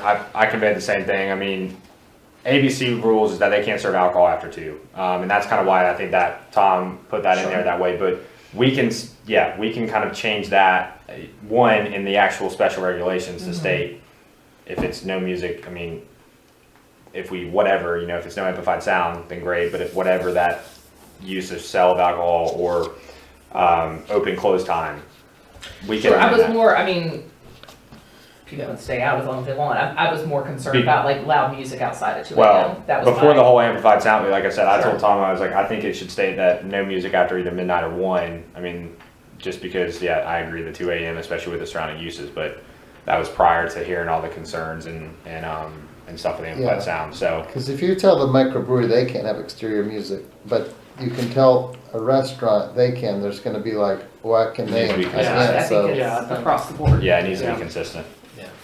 okay, so that one may come up at the end when you vote on it. Let's see, page 19, that yellow, that just needs to be moved under the civic only. I meant to put that under there. It has to do with, It needs to be moved to the commercial only. to For the the- commercial only. Okay, then we can pretty much, there's some greens in here where we have to fill in blanks about lot sizes. I'm gonna turn it yeah, over to you. So all this stuff is the same that was originally proposed. Really the only difference is there is this in the residential only or the lot thing, a medium house that's half an acre. I just want to clarify that this doesn't mean that properties are going to be the density or so on. What this is trying to do is create some flexibility on site design or of their site plan, meaning this gives more opportunity to maybe meet open space requirements or provide more open space or if it's on the mixed use, you know, that percentage of 30%, like once again, the density is not supposed to be increased. I was telling Tom earlier, like if it's a 10 acre lot and kind of what was conveyed, I think what was kind of the goal was you think the way our ordinance reads is that's 10 houses. Now I know there might be some commercial aspect of that, but the goal is if you're doing a quarter acre not to allow 12 houses. It's kind of, it's providing flexibility to make sure that, especially on the mixed use mainly, because you got to think about infrastructure of parking lot, sidewalk, the commercial building, the green, the open space, all of that. So that's why that was kind of then put back in or put in there from, that was one of the things I wanted to, I talked to council members, I talked to, you know, a lot of different people trying to get some feedback, but the one thing is there's like, we wanted to provide that flexibility, but it's not for higher density in whatsoever. It's just to create some of that so all the other goals and regulations can be achieved in some way. So that's really one of the additions. The small lot I think was originally patio homes and at 8,000. I did 10,000, which is a quarter acre, 20,000, which is a half an acre, and then the large lot, which would be an acre. And all those are, you know, the residential only portion as well as in the mixed use for that residential component of those mixed use properties. And, you know, you got additional building types, such as, or what would that be? I think that was there prior. Your guess is as good as mine. You got anything on that, Tom? What the addition? It says additional building types approved by planning board and the village council. Additional building types may be allowed in the HD residential subdistrict. Building types not specifically listed shall be regulated by requirements to the right. And it just talks about minimum size of 25. Really, in all reality, that's basically a half acre lot. It's a little bit larger than a half acre lot, so that might be able to be removed. I don't know, or was that like, you know, I think it was before your time, we saw a conversational site or proposed plan for up here, or this property even, and it showed potential for an amphitheater and a rec building or something. Would that be what additional buildings would be, or what? I mean, I don't know. I'm not 100% sure because for the amenities you just mentioned, those are specifically defined in the open space or requirements. So even though it's a structure per se, it's not necessarily like the definite structure of maybe I guess your primary structure. Okay, I was just. Would it be like garages and storage buildings or something Those would like fall that? under just accessory. I mean, like you're asking why, because a lot of that stuff is stuff that wasn't thought out in the Marvin Gardens thing, and I have to. You know, maybe, like I said, we need to just strike that Yes, altogether. I think so too. Because Yeah. it's too nebulous, you know. If someone in the future, right, you know, sort of a back door to do something stupid. I don't know where that came from. Like I said, potentially, if you go back through the different drafts that I went through, I think that might have been something, like to your exact point about that one potential site plan. Maybe that's why that was there, but other than that, Yeah. that was one thing I actually never read. That was one that I was just like, I sounds didn't fine. have many notes, and, you know, when I read through it, but that was one of them. And I guess, I mean, it's the same thing with the additional on, I can see it on the mixed use or the commercial, I mean, because some of that's flexibility, but, we'll look into that and see what maybe, if we can figure out why that was being proposed that way. What do you say we delete it until we find out if there was a reason, and then we'll come back? Or, Yeah, that's fine, or be discussing planning board. okay. So you're gonna take additional building types out of all of the areas? Yeah, I mean, in my opinion, It's on it's 20, really- 21, 22, and 23. it's really maybe, it's not necessarily needed, because once again, if we miss something or something, you know, comes up, that's where that conditional zoning kind of plays a role. And we could, you know, for a Either the rezoning or after the fact amendment to the, yeah. Whatever it's called. Because basically all they would do is amend their development agreement Yeah. to allow a deviation or something. I mean, an additional something, I mean, that's all it would be. That would be easier than, like I said, leaving the door open. Well, once again, that's what I was trying to convey earlier with now being a conditional zoning district. That's what's great about this. Yeah. Is if there are certain things that were missed, or even, you know, as we were discussing about that, we can prepare for that as it's being presented, because we're not going to think of everything with the ordinance maybe going through the process, and if some of that was by right or if this was already implemented as properties of that, well, that's what's enforceable. With it being conditional zoning, some of that can be thought through during those specific application processes. So Oh, I was digging through and I was laughing because like we've got small, medium, and large houses, and the maximum for our small houses here in Marvin is 5,000 square feet. Yeah. But that's the maximum for a Yeah. small house here. Yeah, I almost Like, it just laughed. like that, I mean, like, I'm just like, you know, Yeah. just kind of putting in perspective again where we all live and like what this is looking For like, but people that's. who want to downsize. That's my house. John, you say that to me, and then at the same time, you're like, look, there are people that want to retire to Marvin, and they really want to upkeep 5,000 square feet. Be I know. careful, because you're going to sell me against it again. That's my house and a half. in a way, with the residential part, in my opinion, I don't know if the max square foot, I mean, you can't regulate the minimum. Seems arbitrary. Yeah, I mean, because if somebody wants to build a huge house, that's whatever, I don't think we're gonna say. And they don't want any yard Like- to maintain. I mean, that's where setbacks is gonna come into play, and the lot size itself. And they can But, go up 3 feet. you know, I'll use the right? 5,000. 34 feet is the max Yeah. height. Yeah, that's why the small. My house is I'll 34 use feet. Amber Meadows, for example, are right at around 8,000 square foot lots, and I think those houses are between 4,000 and 4,500 square feet. Right, but then we're talking about lot size, we're not talking about house size. No, the Like- houses, I'm talking about the houses on those lots. It's an 8,000 square foot lot, and the house on those are roughly 4,500 square feet. Right, but those aren't small homes. I know. Those are- That's why I was. Yeah, I get what you're saying, but that's what with your point of saying it, I was saying how it's not necessarily needed, that's what I was kind of getting at, is that lot size is gonna dictate the type of building. Right, So a max is maybe not needed, but that was, once again, something that was in there prior to me starting, and we just kept rolling with it. because I was trying to define then what's medium, if a large maxes out at 7,000 square feet, and like, who am I to tell That's why it's Bob he that's why it's can't still build green. 7,500 square feet? So then the medium is what, 6,000 square feet? I mean, like at a certain, that was striking me as a little arbitrary. Yeah, like I said, that's one why that medium is still green, because that's a very valid point that I was like, I mean, but Tom, Do we have to have that? on the residential side, do you think that's needed for the residential? I mean, if we're doing lot size, do we need the other part of it as Maximum. well? Yeah, state law wouldn't allow us to have a minimum if maximum doesn't make sense because it's so high. I mean, Because I don't your wanna get maximum it. is going to be, like he said, dictated by the lot size, and we have a maximum height requirement in Marvin. So you can only go 34 feet, and if your lot size is 8,000 square feet, you can't get. Yeah. You just Right, but then if I wanna you dig can a only pool build with- so big of a house on that particular piece of property. So having a maximum square footage for the house is just it's not. If I wanna Basically, dig a full basement, My- it's a business. Yeah, right? Yeah, my right, recommendation but- is yeah. because that's needed for like the mixed use commercial and stuff like that for sure, the max, because. Sure. Right. Right. I would just put it on the residential, and we'll just amend it to basically say no max, I mean, just for the residential only, for those three, for residential only is no max. okay. Okay. Or just, I mean, you don't delete the column for consistency purposes, you just maybe say there's, Yeah. Okay. We don't even have to say must abide by other guidelines because those are yeah. already in there. Okay.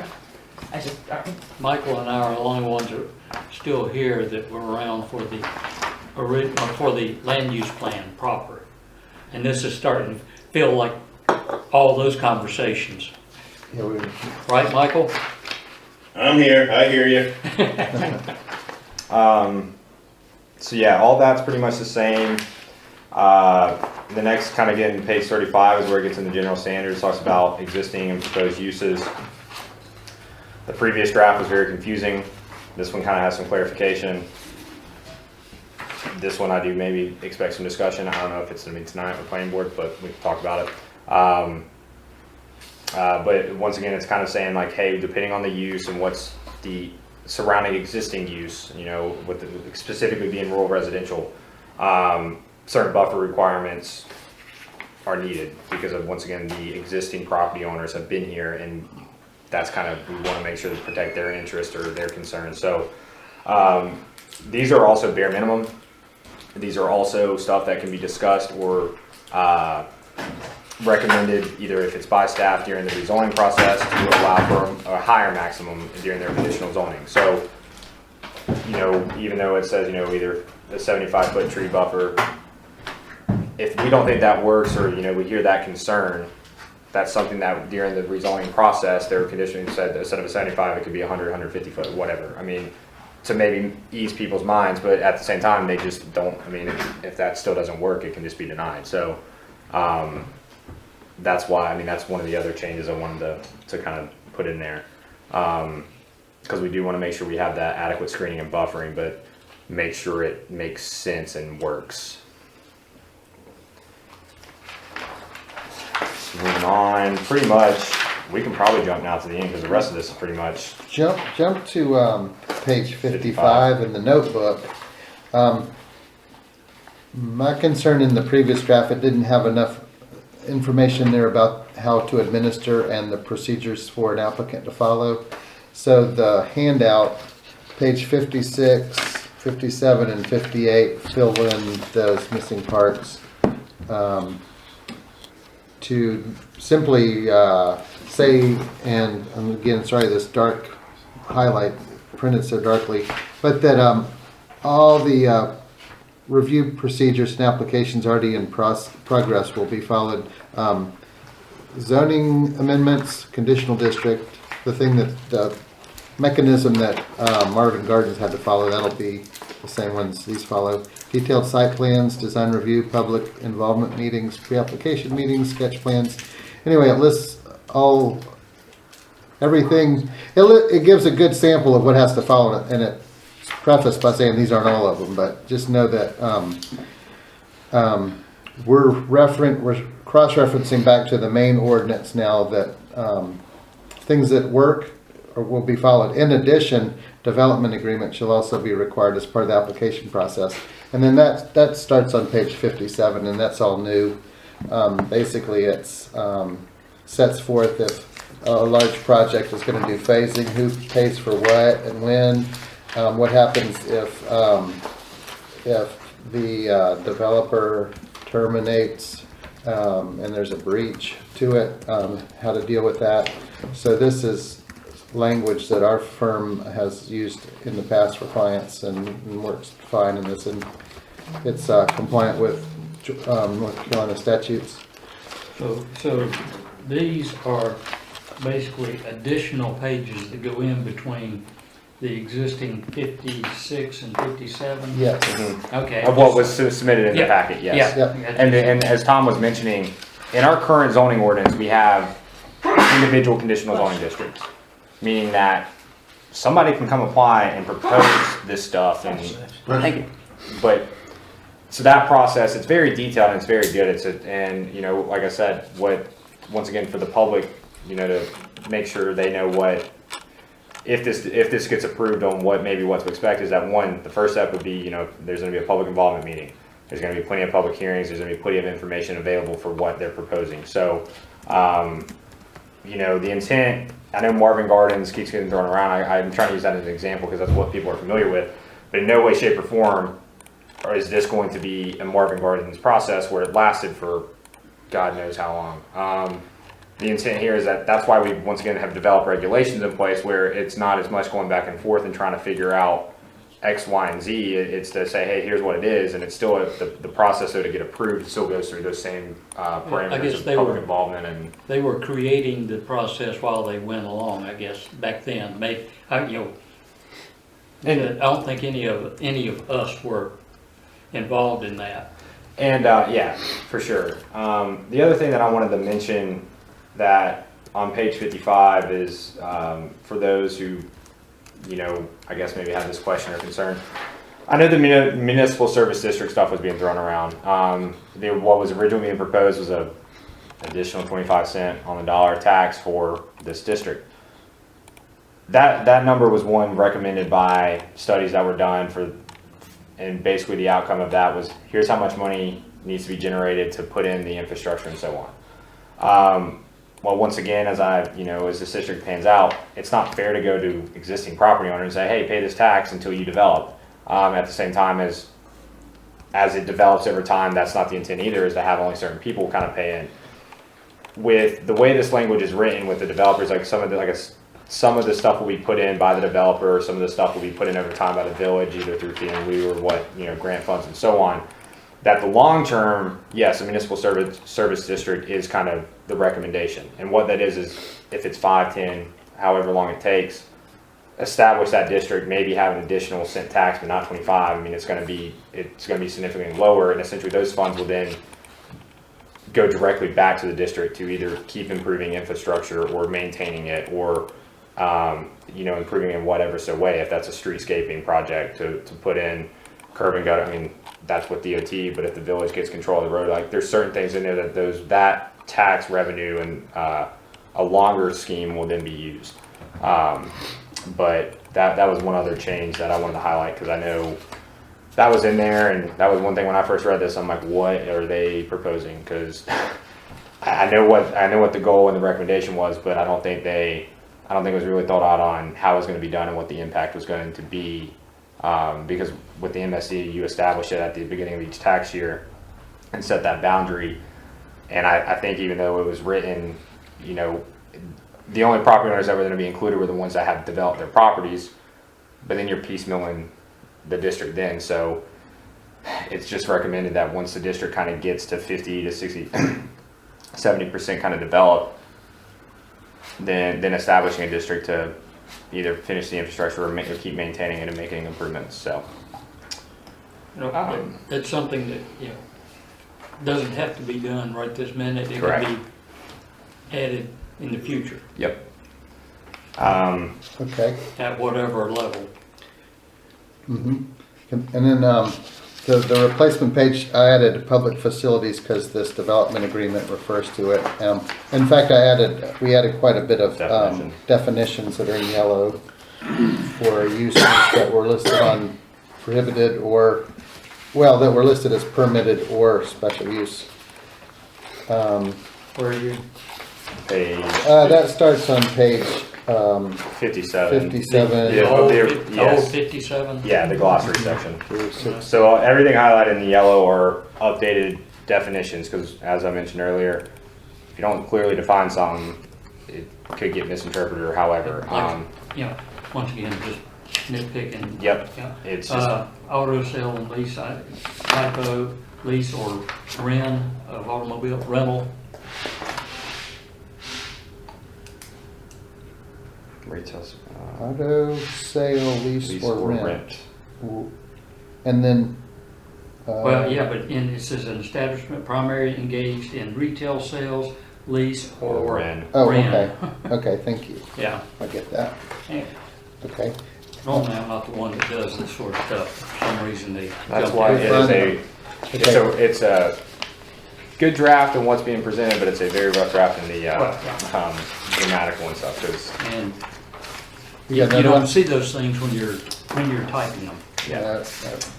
So with that, Well, one that I missed on the replacement page number 3, in blue, that's where at the front end when I said we softened something up about existing buildings.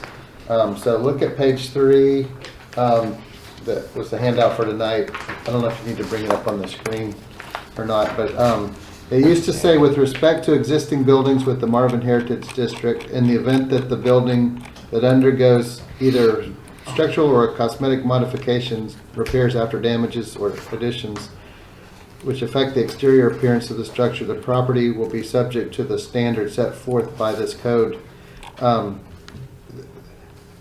That's a cause for concern because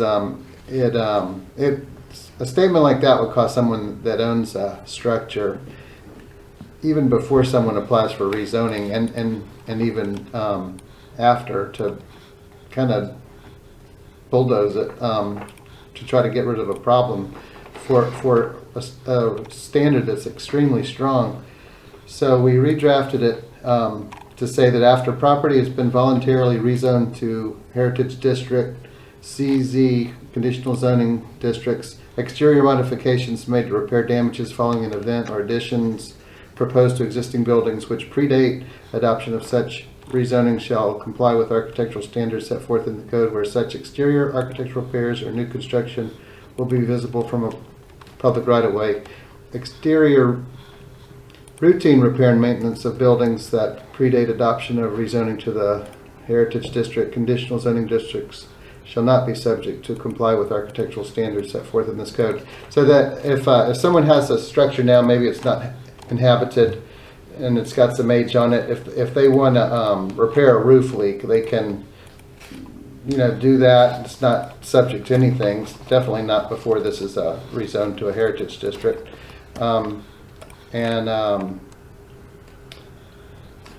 It used to say something about structural repairs have to be consistent. We shouldn't get into any kind of interior work with requirements that when we're dealing with exterior design, so that's gone.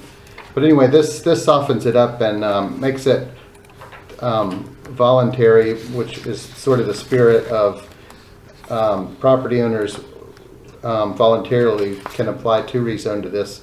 Why would we have a higher standard for structures that are existing? So anyway, that was old language that was in there when this village was going to rezone everything at once, and it appropriately was revised so it is not as strong and recognizes some repairs need to be done or may need to be done that you would do on any structure.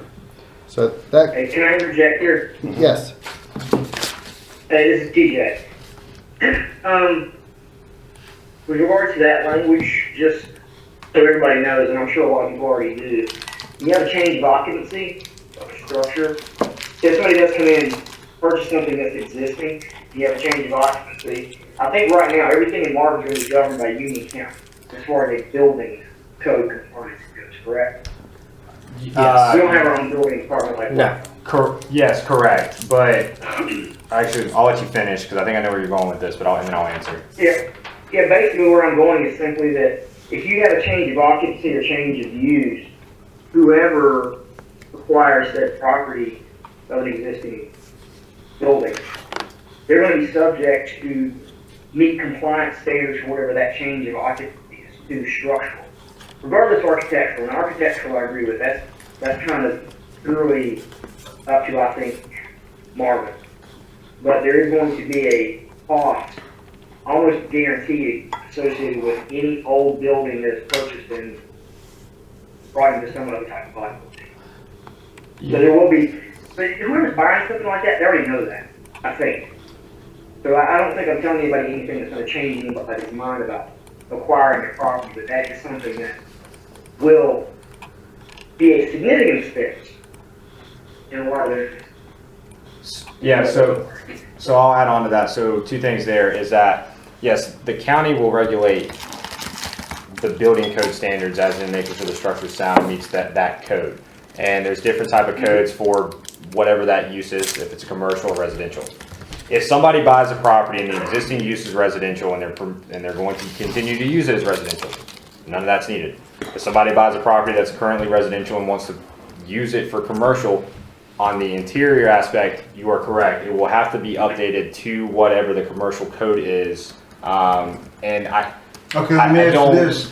With regards to a 1901 built house that has huge logs that were cut, that has actual bark still left on them as the band seal for the foundation of the property, okay, that will be possibly an interesting structural. That's what I'm about to get So to. there's Is, actually a code called the existing building code. yeah, Which that's kind of supersedes the current 2018 North Carolina building code. It actually reverts back to situations when you have something correct. that is. And I'm all for that they- keeping, Yeah, so that's. but it's going to have to be cost effective. That's what I was about to get to, is that, and I don't know how specifically Union County is, because I said new here, but in any type of building code ordinance, or building, the county building code that I've worked with is that there's an existing one, and sometimes when they go back and do their inspections, they're finding whatever the previous year when that structure was approved, and doing it off of that. There's stuff that they can recommend, or stuff that has to be updated, as in some cases, there's certain, like if it's ADA compliant and stuff,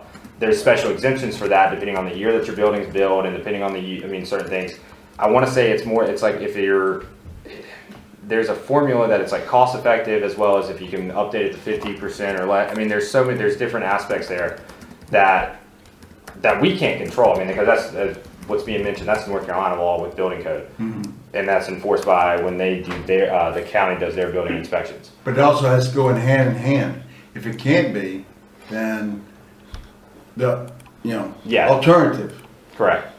which I'm not for. I mean, I'm for preserving as much as I can, And Well, another aspect of this too, guys, is, and ladies, is, I don't know if this is a Mecklenburg County only thing, but I do know there are ordinances in place that say that when you do a significant amount of upfit or retrofit to a commercial structure, or can make something commercial, a certain percentage of that also has to be allocated to make it ADA compliant. yeah, So you're going to see a lot of places all of a sudden start having handicap ramps and stuff like that applied to the outside face of them, or different areas. And that's a requirement.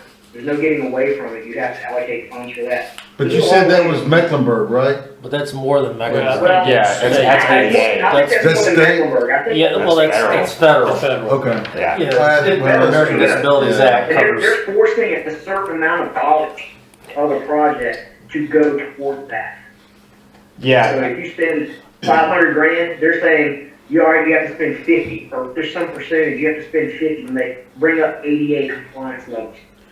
Even with new construction, you're still going to have to make add ADA compliance to your structure. So no matter what you're doing for a commercial property, whether you're building from scratch or retrofitting, you still have to have the ADA That's true. compliance. But So retrofitting or trying to remodel is a lot of times more expensive than the total sometimes it is. And I think the biggest thing that you guys are going to run into, well, maybe not UTJ so much as Will, is that your interior door frames. That's not Minimum, a big deal. Yeah, that's not. To be able to get a wheelchair through. But Yeah. those kinds of things, other than a ramp outside, which isn't really going to be any more costly for you to add one, is that if it was built into the structure on a new structure. So the big thing is going to be just bathroom accessibility and doorway accessibility that you're going to have to deal with on these older homes. That's the biggest thing. Updating electrical and stuff. Yeah. Well, the electrical, you more than likely you're going to have to get to, if you don't have grounded circuits, you're going to have to go to grounded circuits. But if they go into the foundation situations or anything, it might be an issue. That's going to be interesting too, which. Well, I can tell you now, this is the right county for this to happen. If we were in Mecklenburg, we should all go to bed right now. I agree. Well, and that's the other thing too, is that if the county, you're talking about foundation stuff, if they deem it unsafe, I mean, that, the way that ordinance works is that if those repairs cannot be made, and it's like 50% of the total cost of the structure, then it's just demolished. And that's something that's going to happen, because that's what the county. Which I will try my best. For your property specifically, I think there's, certain unknowns depending on what's going to happen. And so some of that comes into play, anything interior is going to be the county, I think a lot of the way that this was the intent here was the exterior part of that. Okay. And because it's tying into, the non-conforming ordinance, or what everybody calls grandfathering, is, and what I was trying to say earlier is that if we would have rezoned all these properties, you would have just became a non-conforming structure. And if, nothing that we can force you to do now, if you make any changes to the building, which I think our non-conforming ordinance reads that if it's, you know, if you have 1,000 square foot of a building, I'm just using that as a base number, as long as you don't supersede any improvements, it's either over 1,200, like it's either half or a quarter of the total structure, then the remaining exterior or that code and stuff can comply. So like what it's stating in this case is from the design aesthetic standpoint, it's like, you know, we have design standards and stuff in here, and so if your structure is going to remain, we understand, but if you make any type of significant changes, the goal is to try coming, anytime you can move closer to compliance, the better, in the simple terms, but we're not forcing you to do so unless you are trying to do, I mean. And it's unsafe. Yeah. That's fine. Good point. With that being said, that is all I've got, at least going through this. Now, are there any other questions, comments, discussion, I mean, stuff for, you know, parts of the drafted form-based code? Or Tom, is there, you just taking notes on? I'm trying to prepare a motion, Okay. just in case. With that, I mean, anything from the committee members? I just want to give the Marvin Heritage District this map that Mr. Stowe, Gene Stowe, who wrote the book Inherit the Land, had basically created to show where the sisters, the historic situation where the sisters owned all the land in Marvin, and it's something he wanted to give, and he wants to contribute anything he can to the potential museum aspect of the Marvin Heritage District, because he's very involved with that, with the book and the documentary that was just premiered October 16th. So I'll give it to you. Thank you. And it's pretty interesting because a lot of the land that we're talking about was included in the Ross sisters' ownership. Can you share that to the camera? I was about to say. I don't know if you get the right setup. Yeah, that's it. Okay. We can take Another picture I can. we can take Okay. we can take a picture of it and send it to everybody. It'll Sure. be, if he's donating that to us, well, we can Yes. put that in the new village hall. Yeah. Yes.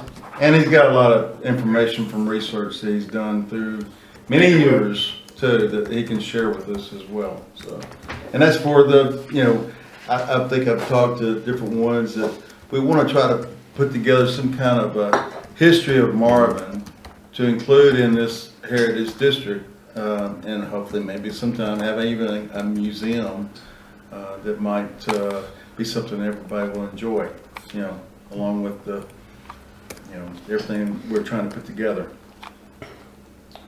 No, that's awesome. It's definitely, we'll incorporate it at a new village hall or, you know, however. So I appreciate that. Mm-hmm. That's really great. Is there anything, you know, any other questions, items of discussion, stuff in regards to form-based code draft from any of the committee members?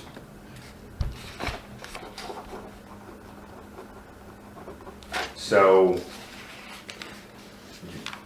okay. Basically, we're looking, you know, we're looking for a recommendation, and that, like I said, this will go to the next step to the planning board.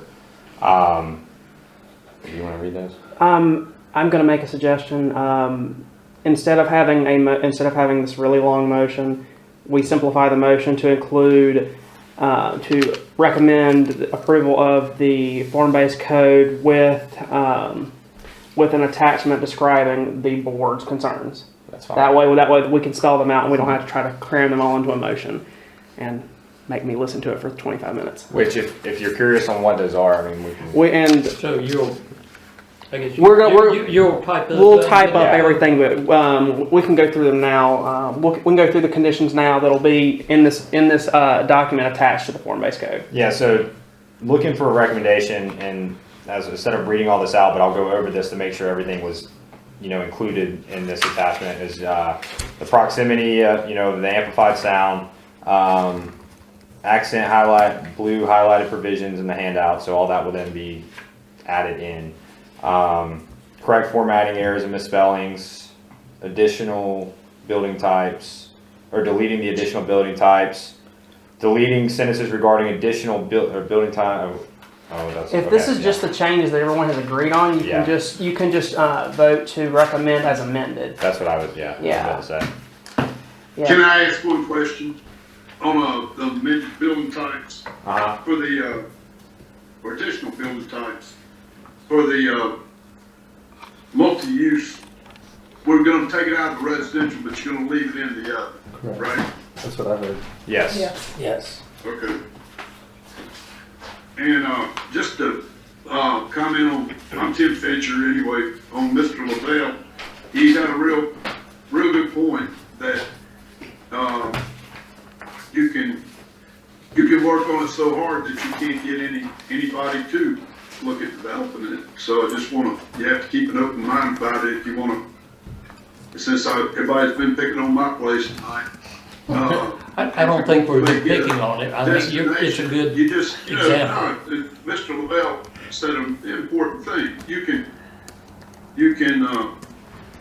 zone it to death where nobody will or can do anything, except, we remain where we have been. So that's all I have to say. So, do I hear a motion? First of all, I guess the first question is: does everyone agree on the changes that everyone has discussed here? Yes. Yeah. Well, the members of the planning board get a second crack at it on the 16th, so. We'll have this exact same conversation. So the boxing gloves will be there. It's going to be the same discussion at twice the length. Are you just going to play the recording? 16th and the 18th. So Michael, what I'm hearing is, and if I'm not mistaken though, if we can get this done by the 16th, you're out of town, so we have to get it done on that meeting, right? Because you're not back until the 18th, right? I hate to disappoint you, but I'll be at both. I had hope. I was going to say, I think with all transparency, that's good. I agree, I had to reschedule after I've heard certain comments. Only kid. I appreciate all the discussion. I think that's what makes this committee good and all committees good. If everybody agrees, it's no fun. We have to hear other people's opinion. And you know what? Sometimes it does change people's mind. It has in the past with me. So I appreciate everybody's input tonight. I really do. Yeah, absolutely. That's the way the planning board has worked since I've been, as I've said many times, I walked into that thing saying I was afraid of all these different opinions, but it's worked out very well. Yeah, that's when you have good boards, that's the way it works. PRG's always been that way, council's that way now, which I'm very happy of. We don't always agree on everything, but we always work through it in a civil manner. So then for the sake of time and just to watch Hunter fall out of his chair, Trust me, I'll make the motion. Can I make a recommendation of the motion? So, motion to recommend approval of and submit the Marvin Heritage District form-based code to the planning board as amended. Yep. Yep. Melinda. She said, So- yup. So we have a motion, all in favor, either say aye or turn on your camera, raise your hand. Aye. Aye. If you're on, TJ. okay. Just to prove I'm still here. Alright, and then all that oppose. Aye. Okay, Tim. Who's opposing? Well, hold on. I think Tim was saying he was for. Who is it? Who is it? Okay. Is Tim and Jake? Are you in favor? I'm okay with it. Okay. And Jake. That's the only one I didn't get. Aye. Yep, aye. Okay. So that is unanimous. Alright, so the motion passes. On to the next agenda item. Well, this will not take, I thought we yeah, were done. this won't take long because it's, through our good discussion tonight, I kind of hit on this, is that with the Heritage District, the next steps is that this will go to planning board at their regular scheduled meeting, the 16th. Mm-hmm. Per prior discussion with planning board with the small area plan and stuff, we're anticipating kind of going through this document like we kind of did tonight, kind of having some discussion on some of these key points that I want some of this feedback from So we're planning on probably doing it in 2 meetings and recessing to the 18th. Potentially a motion will be made to recommend it to council. If not, we'll maybe reconsider that, come back with some final comments, revisions at the December meeting. Once it's recommended by planning board, it will go to council, and that can be, at the earliest would be January, that council would consider it. At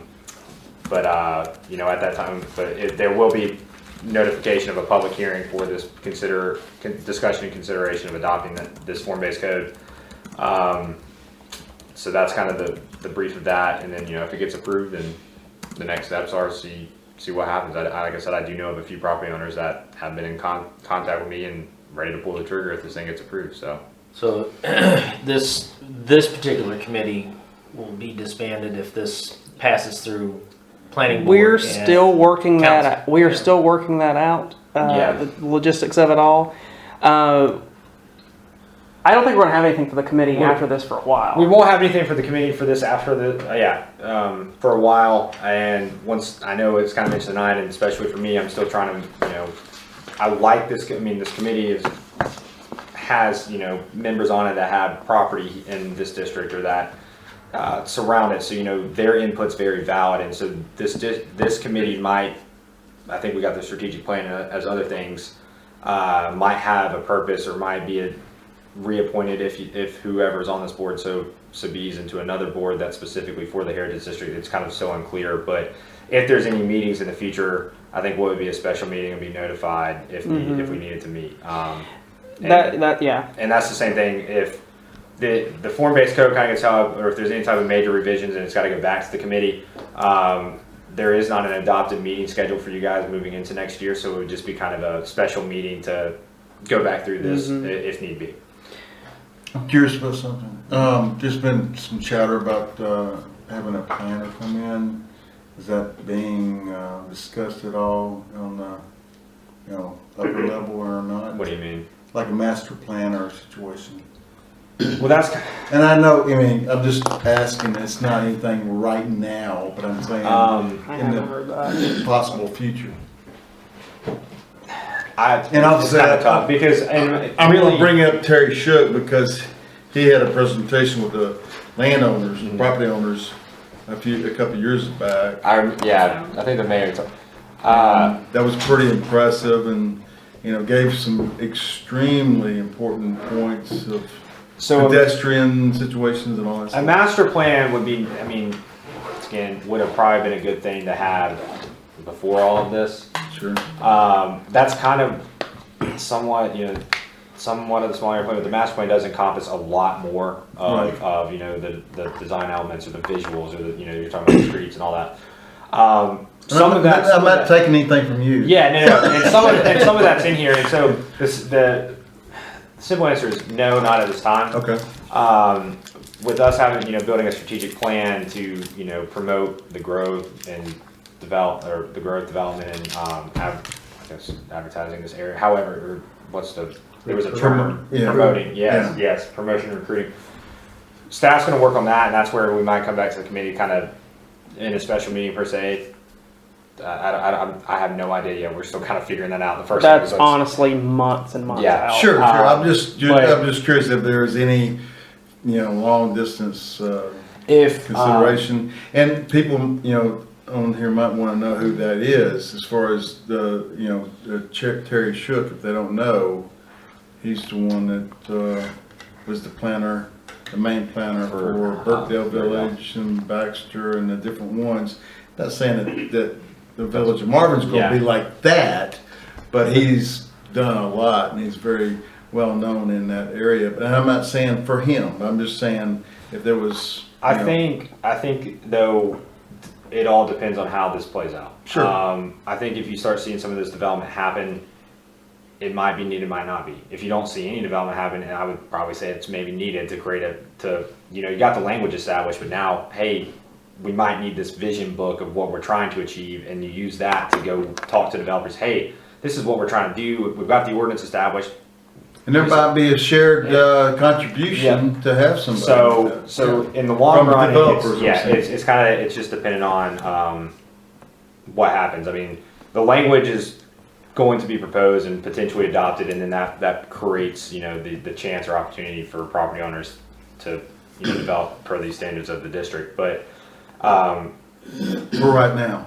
I mean, yeah, I mean, so Oh, yeah. in the long run, we'll see. I mean, Yeah, sure. but a strategic plan's coming, and once again, I mean, any updates to this ordinance or the small area plan or land use committee for those goals, I mean, it's supposed to always be ongoing and encompass new challenges or make revisions to make things better and smarter. I mean, as things come out, so. Sure. And I want to make a point too.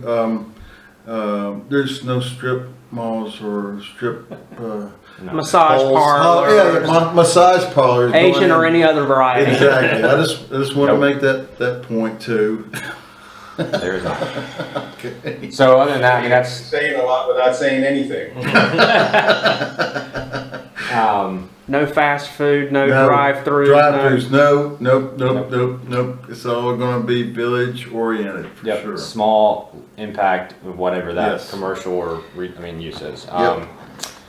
With that being said, are there any questions on the next steps? Because it's kind of up in the air. So, moving on, I guess review of action items. What? I yield back. I mean, we'll make the changes that we have been discussed tonight to present to planning board. Fair enough. Okay. I mean, that goes without saying, but okay. Is there any, I mean, there's no other than, I guess, committee comments? You're good to move on? Anybody, any committee members want to make a comment? You know what's interesting, if you look at tonight's meeting or listen to tonight's meeting versus, which you weren't around, the first or second meetings that we had, that basically it was all crickets. Mm-hmm. People have started getting their arms around the whole thing, and you know, so it's easier to talk about, Mm-hmm. or you know, not it's easier, but we all understand it better. Well, And it's for the good of everyone. Yeah. and that's something that when taking this over, I just, you know, I met with council members individually to go through what was being presented, because I want to say, hey, I want to make sure you understand this or get your feedback on this, and because ultimately it is exactly what you're saying. It's like, I want to have feedback. I want people to be comfortable and know what's being proposed, and you know, everybody's concerns and comments are, you know, valid, and if there's something we can do about it, we'll try. But you know, at least it's noted, and that's something, because if you don't speak, we don't know. Right. So, so I know that this was the second committee meeting that I've been a part of. The first one with the small area plan, I think, went by like that. There wasn't a lot of, I think, a little bit of question, concerns on why we were doing it. I'm just saying. I'm saying with like, you know, why is this needed? But it wasn't actually any type of discussion. And so, you know, I didn't know what to expect tonight, but I do think we had a lot of good quality discussion on, you know, relative sections of this ordinance that, you know, need to be taken into consideration as this thing moves forward. So. It was your turn to be pointed at instead of Tim. Listen, I'd like to thank you guys. I mean, Tom, Hunter, and Austin, you've put in an amazing amount of work, and there's been so much disinformation going around, and I think tonight we realized that, you know, this is a very long, arduous, meticulous process, that it's not going to happen overnight. There's not going to be strip malls. This is something that can be very, very good for the community if done right. And I appreciate all your efforts in trying to get that new message out, that people understand what this can be and what this is about. And I appreciate that very much. And also, I don't want to be, Andy, congratulations. You know, you signed up for 4 more years, right? Yes. Thank you. Get your sign off my lawn. Yes, sir. Thank you, guys. Next. Any other? Jake, Tim, John.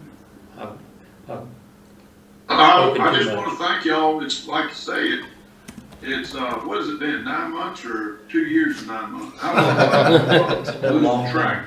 But no, I had to answer a few questions and meet the candidates that didn't go on the website meeting, and I had to assure a couple of them that what I want to do, or what we want to do, is is, would be very, I think it'd be good for Marvin. We don't want to disturb a whole lot. Both my grandfather's folks and my grandmother's folks are mentioned in the inherit the land. And, Good. I talked at length with, the author and anyway, it's just part of us. And we're not gonna mess up anything. I've always, and I think I told you from the start, I thought you need a destination in Marvin. Or a sense of place I haven't grown too. up there. I spent many a Sunday afternoon all over the place. So this was our family farm, and this is all that's left of it.